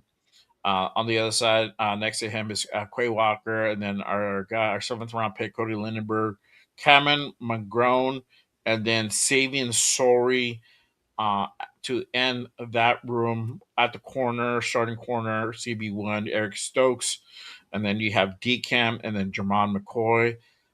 Next, on the other side of him is going to be Darian Porter at the moment, and then Zeke Masses, and then Anesium to go ahead and round out that spot. Then at nickel, currently you still have Teron Johnson. Then you have Greedy Vance, Caleb Olford, and then Devin Perkins for the nickel position. And free safety, you have Paul Mao. Then trade in Stukes, Tristan McCullen, and then at strong safety you have Jeremy Chin, and then you have Dalton Wagner that they have him put there, and then Devin Lafayette to round out the strong safety position. And then right now, so currently we have Cole, then Matt Gasel, the starting kicker, then Tokyo Toe. Tokyo here. I don't know for how much longer, bro. Then you got Alex Ward, the long snapper, and then Tyler Zansky, the backup. And then they still have Trey Tucker on punt and kick return, and then Lobby, and then Jermon McCoy. And then that doesn't really mean a whole lot because we saw last week they went ahead and They put a bunch of guys out there. Yeah, they put a bunch of guys, so it really doesn't mean a whole lot how they're going to go ahead and really work that. So yeah, I'm not worried about Jermon being out there for kick return, but yeah, let me ask you guys this. What are some of the players to go ahead and watch on Thursday? And then I'm gonna hit you guys with this question: what should we be looking for from the offense? And we'll go ahead and start it off there. So, Primos, let us know, bro.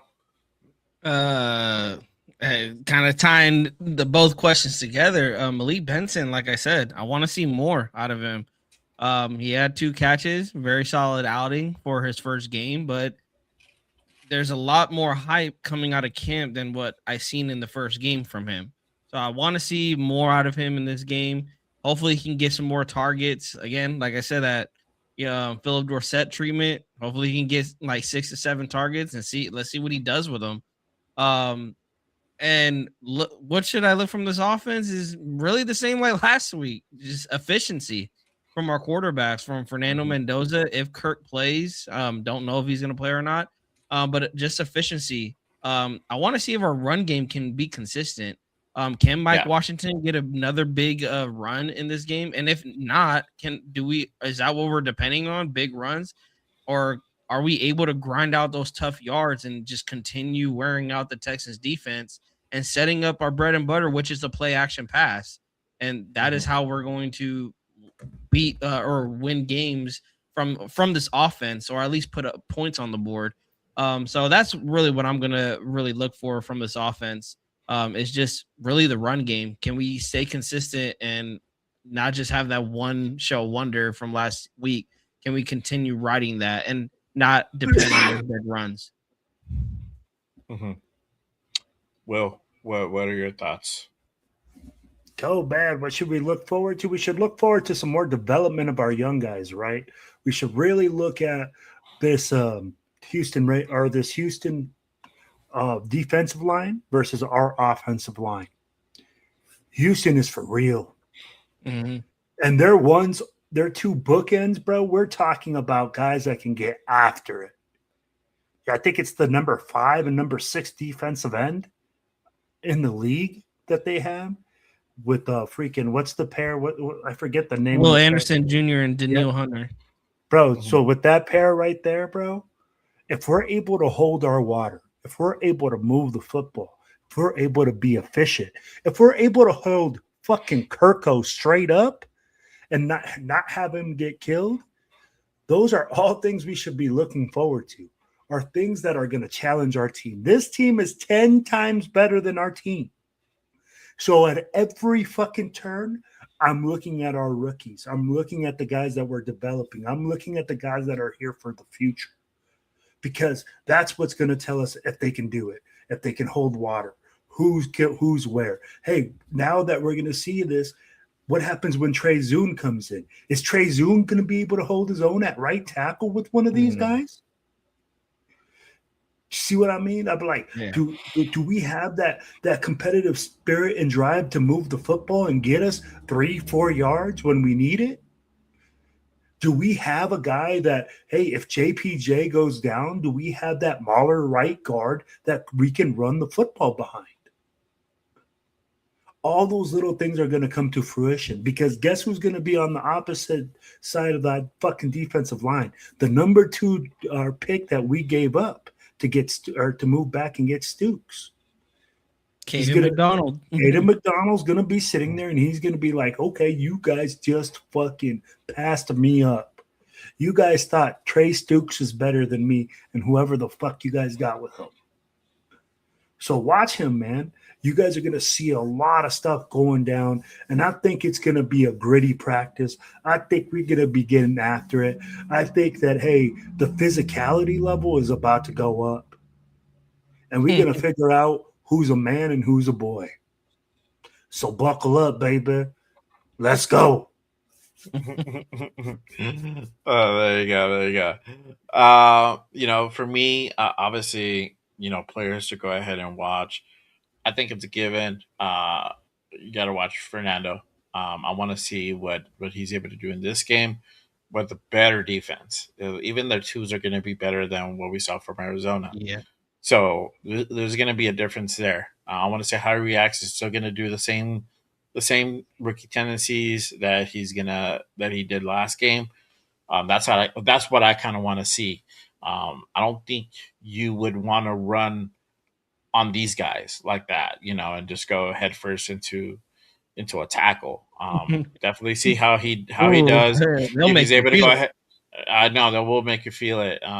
Sometimes it's better to go ahead and throw that ball away, and go to your next play on your next down. If you're close, then that might be something where you can go ahead. Now that's more warranted, right?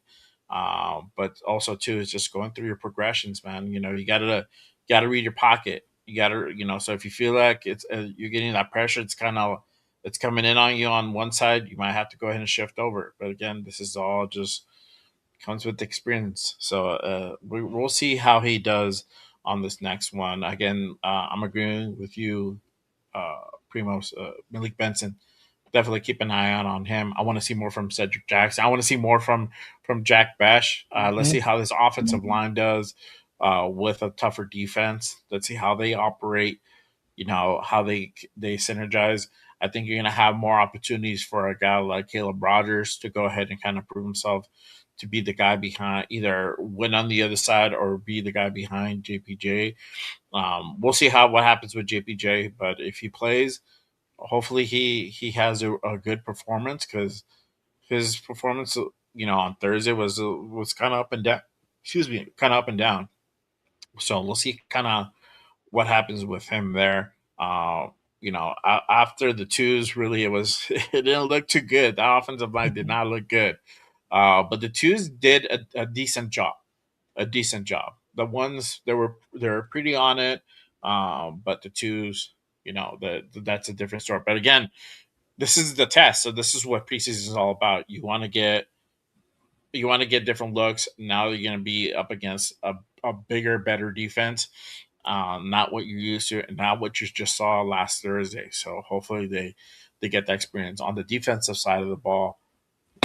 I just want to see the fundamentals executed come Thursday by masses from the rookies. I want to see more pressures. Again, this is going to be a vanilla defense. This is going to be a vanilla offense. They're not going to show their hand. So we also got to take it with a grain of salt. I know everybody was already getting ready to go ahead and call Robbie Leonard's head on after just one fucking game. I'm like, come on, man. Give the guy Give the guy some break. At least give this guy to like week 5 before we start busting out the fucking fire Robbie Leonard Torches fucking and the bullshit. pitchforks. Yeah, so some people they're lighting them torches. They're ready to go ahead and fucking go over there and hit up fucking Henderson, bro. You already know they're already with the Burn it to the fucking ground.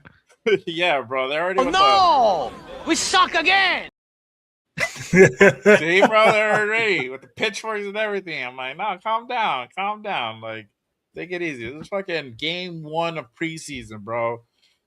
First time for Robert, and again, these guys are not going to show their actual playbook. Because what happens is that teams are fucking smart. They're going to go ahead and get that dialed in, and they know what you're going to be giving. Dishing out week 1, week 2, week 3. So it's like, you gotta kind of wrap it up a little bit. You know what I mean? So definitely preseason. You're just evaluating guys at this point, and that's what you're doing. So hopefully, on the defensive side, the trenches improve. Hopefully, we see something from Adam Butler.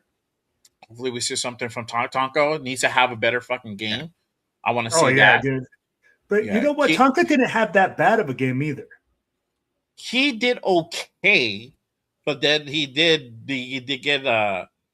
get stuffed a lot, bro, and that's what happened. He's not able to be that factor that we were hearing from camp. So that didn't translate over to the field.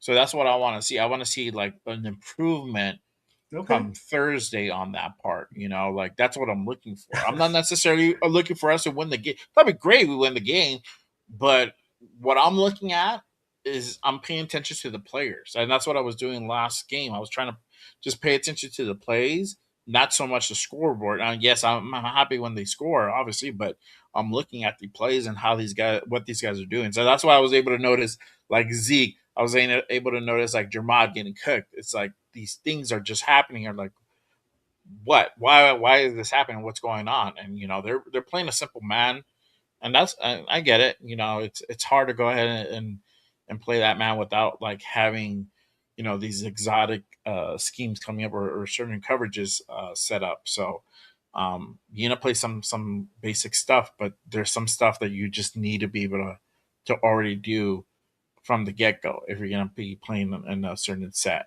right? So again, just kind of the fundamentals, seeing improvement on this defensive line. That's what I'm hoping to go ahead and see. And that secondary needs to just kind of tighten up, and then definitely got to limit that run game, because we're getting fucking ran through like nobody's business, bro, on Thursday. So hopefully we don't see a continuation of that. That's gonna be hard to go ahead and watch. Just us getting fucking ran through, bro. But yeah, I mean, that's kind of what we should look as far as on my take home. What I feel that we should look from the secondary. What do you guys think about that? And then what do you guys think we should be looking for from the defensive line? Well, you want to tackle the D line, bro? You love those trenches. So you said what? War daddies, bro. Bro, because that's where the game is won and lost, and we all know this. If you played football, if you understand this game, the game is won in the trenches. It doesn't matter what the fuck we can talk about having all these megastars on the outside and all this, but it doesn't matter if your offensive line can't block, if your defensive line can't fucking create penetration and stop people, right? So for me, man, what I want to see from this defensive line is us fucking tackling people, doing the basic fundamental stuff. Get some penetration. When you get penetration, break down. Fuck, bro. Like, that's all Keon Crawford had to do a couple of times. Or 49. I don't know who fuck 49 is, but he's coming off that edge, coming like a fucking missile. And you fucking run right by the quarterback because you don't break down, because your bare fundamentals of the game don't come through. I expect to see better tackling all the way around. I'm like, in the secondary, what do I expect? Hey, since you said secondary, defensive line, I'll just cover secondary and defensive line. Bro, what the fuck are we doing? We got to have some coverage. We cannot go on the first play like Terry or Johnson did. Terry on, or what the fuck is his name in the slot? Is it Oh, Tariq Johnson or Tehran. Tehran? All right, so Tehran Tehran, Johnson. I want to say it correctly. You know, I don't want to. I want Tehran Johnson to go out there and See it fucking slow. man up, yeah, and hold his fucking water and not get a fucking 15-yard penalty on the first fucking play that they throw it vertical on him. So all these things have to come to fruition, guys. Even if we're playing basic coverage, I don't give a fuck if they're hitting wide open receivers underneath the coverages where the holes are. That's fucking normal. But us getting burned and us not fucking being able to do the right things and hold the basic fundamentals is what kills me with the fucking Raiders, bro. That's it. Yeah. But we don't have to make a fucking tackle, break fucking down, do the little things that make this game great. And we can be a good fucking team, but we can't get the basics, bro. We run past people. We don't break down on tackles. We don't execute game plans, bro. But I hope that Robbie changes it, and that's what I want to see. And just the fundamentals with the D-line and the secondary. I mean, for the secondary, it's taking bad angles too. And that leads to missed tackles. And it's just basic fundamentals. Like, I think we could beat the horse dead here, because that's what's frustrating. And I think coming out of Thursday, that was what was frustrating me, is that the secondary is not covering in man, and it's man coverage. You were to man up on that wide receiver, and you're getting just killed. Tehran Johnson, you're getting burned vertically. Jamon McCoy, again, grain of salt, because he's first like over a year. But they tested him, and you came out in the presser a couple days earlier saying you were the best corner in the draft taken. Arizona didn't think so. They tested you, and Houston's going to do the same thing. They're going to test you to see if you are a man of your word and you're the best corner in this draft. So this second, I'm expecting them to get tested, and same with this defensive line. I think Houston, they love to run the football. I think they are going to take some of their shots down the field. They love to push the ball down the field. This is a really good test for this defense, the way this offense operates for the Houston Texans. But really, what am I expecting? Just, can we tackle better? Can we cover better? Like, really, just that. It's crazy to say that. Just the basic fundamentals, can we do those things? Because I get worried that we cannot do the basic things, and then we're expecting Rob to call these exotic plays, these blitzes. If you can't get the fundamentals down, the basic fundamentals, how can we trust you when we call exotic blitzes and exotic coverages? That's what is going to worry me. If we see the same shit Thursday that we seen this last Thursday, I'm gonna start getting concerned about this defense. I'm just gonna put it like this, Jay. How can I expect you to be my chef if you can't even make me a PB and J, and I'm over here asking for chicken Gordon Bleu? Yeah. You know what I'm saying? I'm like, yo, Primo's hit it on the head. We got to get through the basics in order for us to get into those more exotic looks. Fucking love it, bro. Fucking love it. Yep. I'm gonna say this: special teams definitely needs to improve as well. I didn't put it on the banner, but it's a foregone conclusion.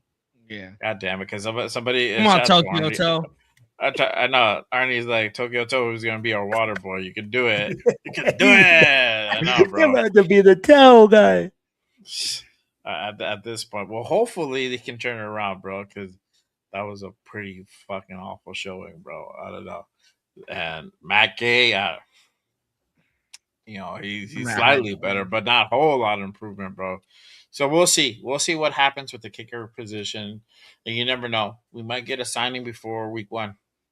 Yeah, but I don't know what the market is out there for like a kicker, bro. We're gonna get Matt straight. Yeah, I know. Then you got everybody fucking wanting Daniel Carlson back. But bring back Daniel Carlson. Go get Jake Moody. There you go. Go get Jake Moody. Oh man, that's funny. But real quick, again, appreciate you guys pulling up and tapping in with us on this Monday night. Make sure you guys hit that like, hit the subscribe on all the channels you see here. Again, my guy Primos at Raider Primos, and then Will at Silver and Black Radio Podcast. And then you already know me. I'm just Raiders, baby. That's how we do. Yes, sir. Appreciate you guys pulling up and tapping in. Shout out to my guy G fam. He's like, buy merch at the JRB store. I got the Brock Bowers Up and Smoke Tea. Get yours now. Let me know. I got the sizes from medium to Bobo Chonchis. I got you covered. I don't have Uber Chonchis. Hey, I'm right there with you, bro. And I just did not make enough of those, bro. But I got medium to 2XL. So let me know. Hit me up. The jrbstore.com. I appreciate you, my guy, posting that up. Yes, sir. Let's see here. Arnie says he wants to see Brown wide receiver with Mendoza and AOC. I don't know if that necessarily would happen, but it might. I think that Brown will probably get burned with AOC. I don't think it's going to be necessary with Mendoza, even though he is a vet. I'm just trying to go ahead and go through a couple questions here. Humber says, you have to remember we are building a team here. 2026 is about stopping the bleeding, then starting the healing. 2027 is a real earliest hope for a 100%. great season. I don't know about great, but a good season, like a really good, solid season where we're like, all right, we look way fucking better than we did 2 years ago. Yeah. Like, I want to be able to say that for sure. Like 85 says, Waterboy in the NFL probably gets paid better than a UDFA kicker. Why not be a bad option? Hey, bro, I'll take fucking Waterboy. I'll take fucking towel cleaner at this. Yeah, bro, I just want to be in the building. I don't give a fuck. Just pay me whatever, bro. And let me get as pay much me what swag I as I can can. now. Yo, and let me get as much swag as I can for free. Exactly. Oh, like, yeah. I want to get compensated, like with, like I'll put it on the contract, like give me fucking Raider merch, unlimited, as much as I want. That's it. Like, bro, you go on the Raider image and just buy the whole store. Yeah, bro, but like they cap me, you know. They're like, all right, cool. You get like 10 items per month. I'll be fuck yeah, bro. But I get like unlimited, bro. So okay, next month I'll get 10 more. But fuck yeah, bro. Like I that. got you. Oh yeah, bro. That in itself is like worth the fucking the trouble. But yeah, man. Shout out to Hummer. He says the problem is the D line and CBs need to stall in the early pass until they get their corners, and D line need to get early pressure on the quarterback. The of them have it together. Yeah. So It's a just kind of thing. yeah, just kind of the way they're running it. Again, it's something very simple and plain, not going to show anything crazy. I think once we start getting into the real scheming of it, we're going to have more opportunities. But right now, again, they're just trying to go ahead and evaluate the talent that is there. See what we have and see who. And remember, we're at what 92, 91 players right now, so we got to trim that fucking down to 53, y'all. 53. Yeah. So almost half have to go. We can't keep everybody. We can only keep like 20, 22 players on practice squad, something like that. I'm not sure. It's not a whole lot. I think it's like 25, I want to say. I think something it's 22, like you said. Like 22. I want to say 22. I'm probably wrong. Yeah. If y'all know, correct me. Yeah, but I'm pretty sure it's 22. So yeah, so this like we can't keep everybody. So we gotta trim the fat, as they say. So it has to come from somewhere. So yeah, sometimes it's not gonna look pretty, but yeah, man. Other than that, let's see here. Real quick.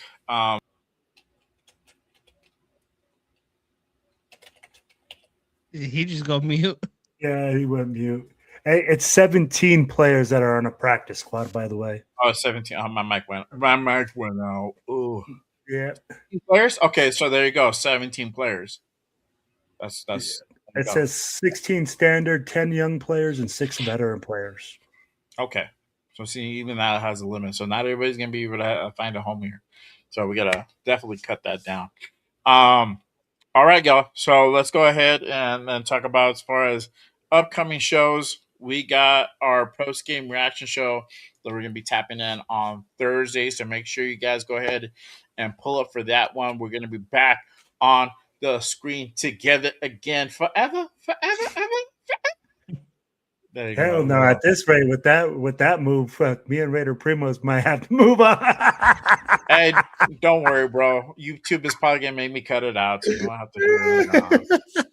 They'll be like, "You're infringing on the rights of that song." I They're forgot who like, sang that song. "Are you so bad? You so bad? We gonna pay you to take it down?" Are they paying me? No, bro. They'll take money away from it. We're gonna take your money if you don't take it down. That's what they're gonna do, bro. They ain't gonna pay me. I wish, bro. I fucking sing bad the whole time. You know, we were just talking about that backstage, bro. Like back in the day when you used to like record your fucking voicemail. Some people still do.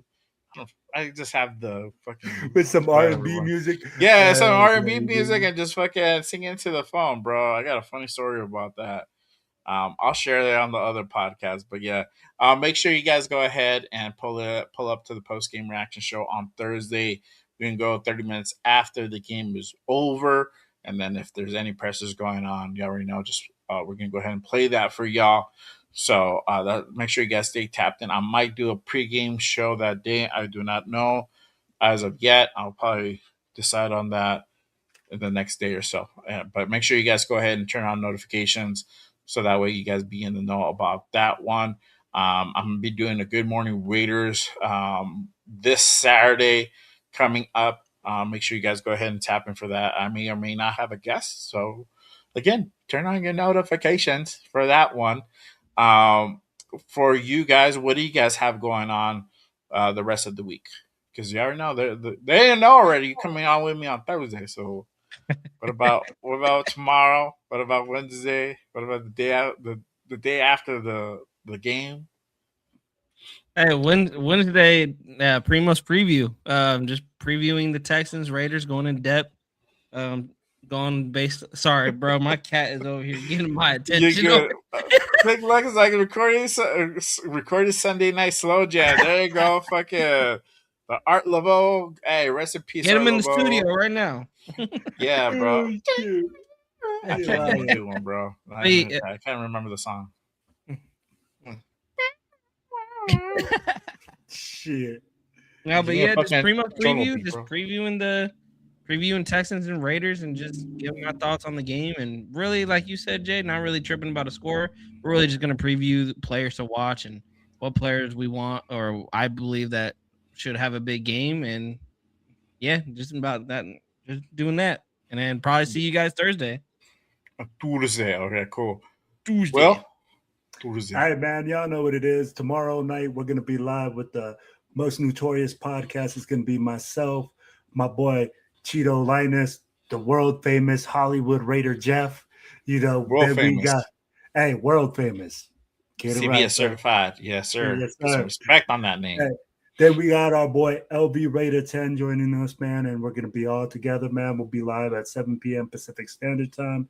Then on Thursday, you guys already know, hey, Silver and Black Radio Podcast is joining up with Raiders Unleashed because the games are going. So, Again, hey, I didn't know you were doing a show with fucking Rebel, dog. yeah. Hey. So, I mean, like, we'll be joining up again. We'll have the crew just show up, and we'll be doing the live show with you guys 30 minutes after. Then, shoot. And then guess what? Back, baby. Next Monday, we're going to be back here on Raiders Unfiltered, and we just going to get it in. Okay. There you go. I don't know, bro. I just want to make sure you're on the right show. You're a rebel, bro. Hey, wait a minute. Unleashed, I dog. had to think about that when you called me a rebel, and I said, "What the fuck is he? Oh shit!" I'm like, oh, I didn't know you were calling a rebel, dog. Hey, I was like, it's unfair. Hey, I think if I do that, Shout out to Rebel, bro. I do that 3 times. I do that 3 times a week just to piss off Jay. No, you don't. You literally was like, you believe what he said, bro.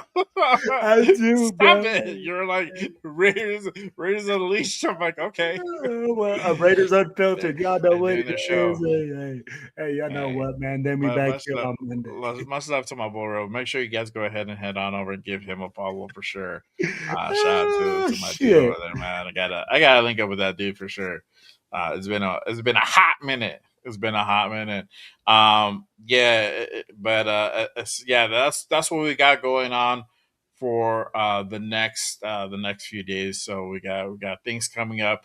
Make sure you guys go also be aware for that hot content dropping.